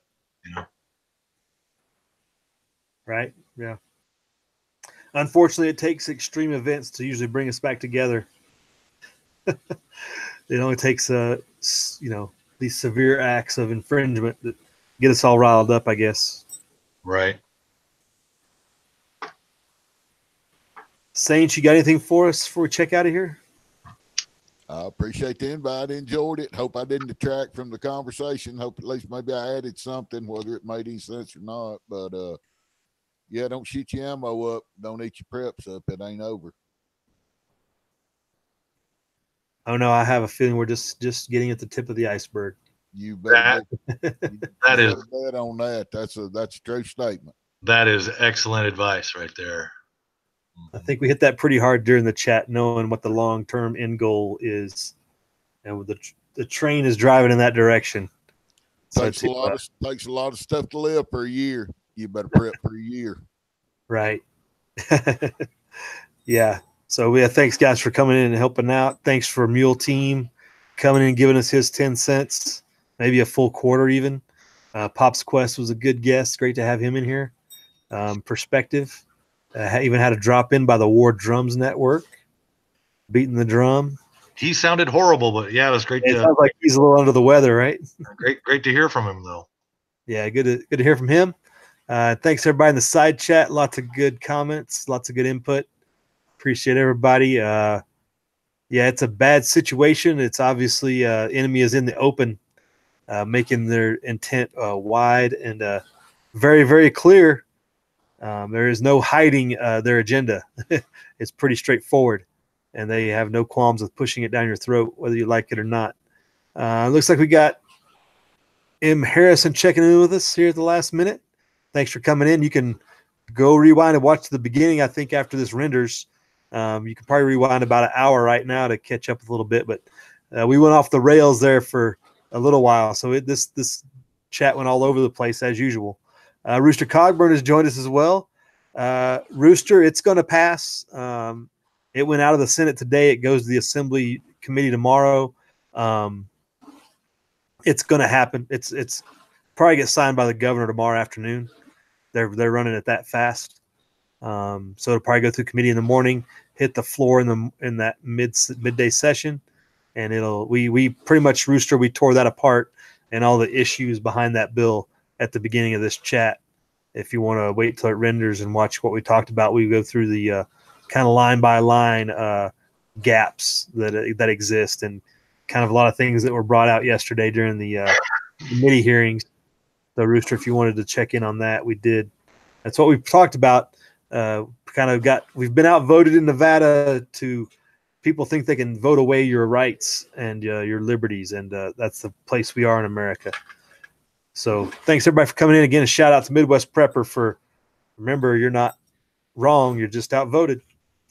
So y'all have a good day. We'll see you later in the week. If not Friday, sometime. I don't know. You know how it goes around here. Random videos at random times. We're not on no schedule. So have a good one, folks. Live free.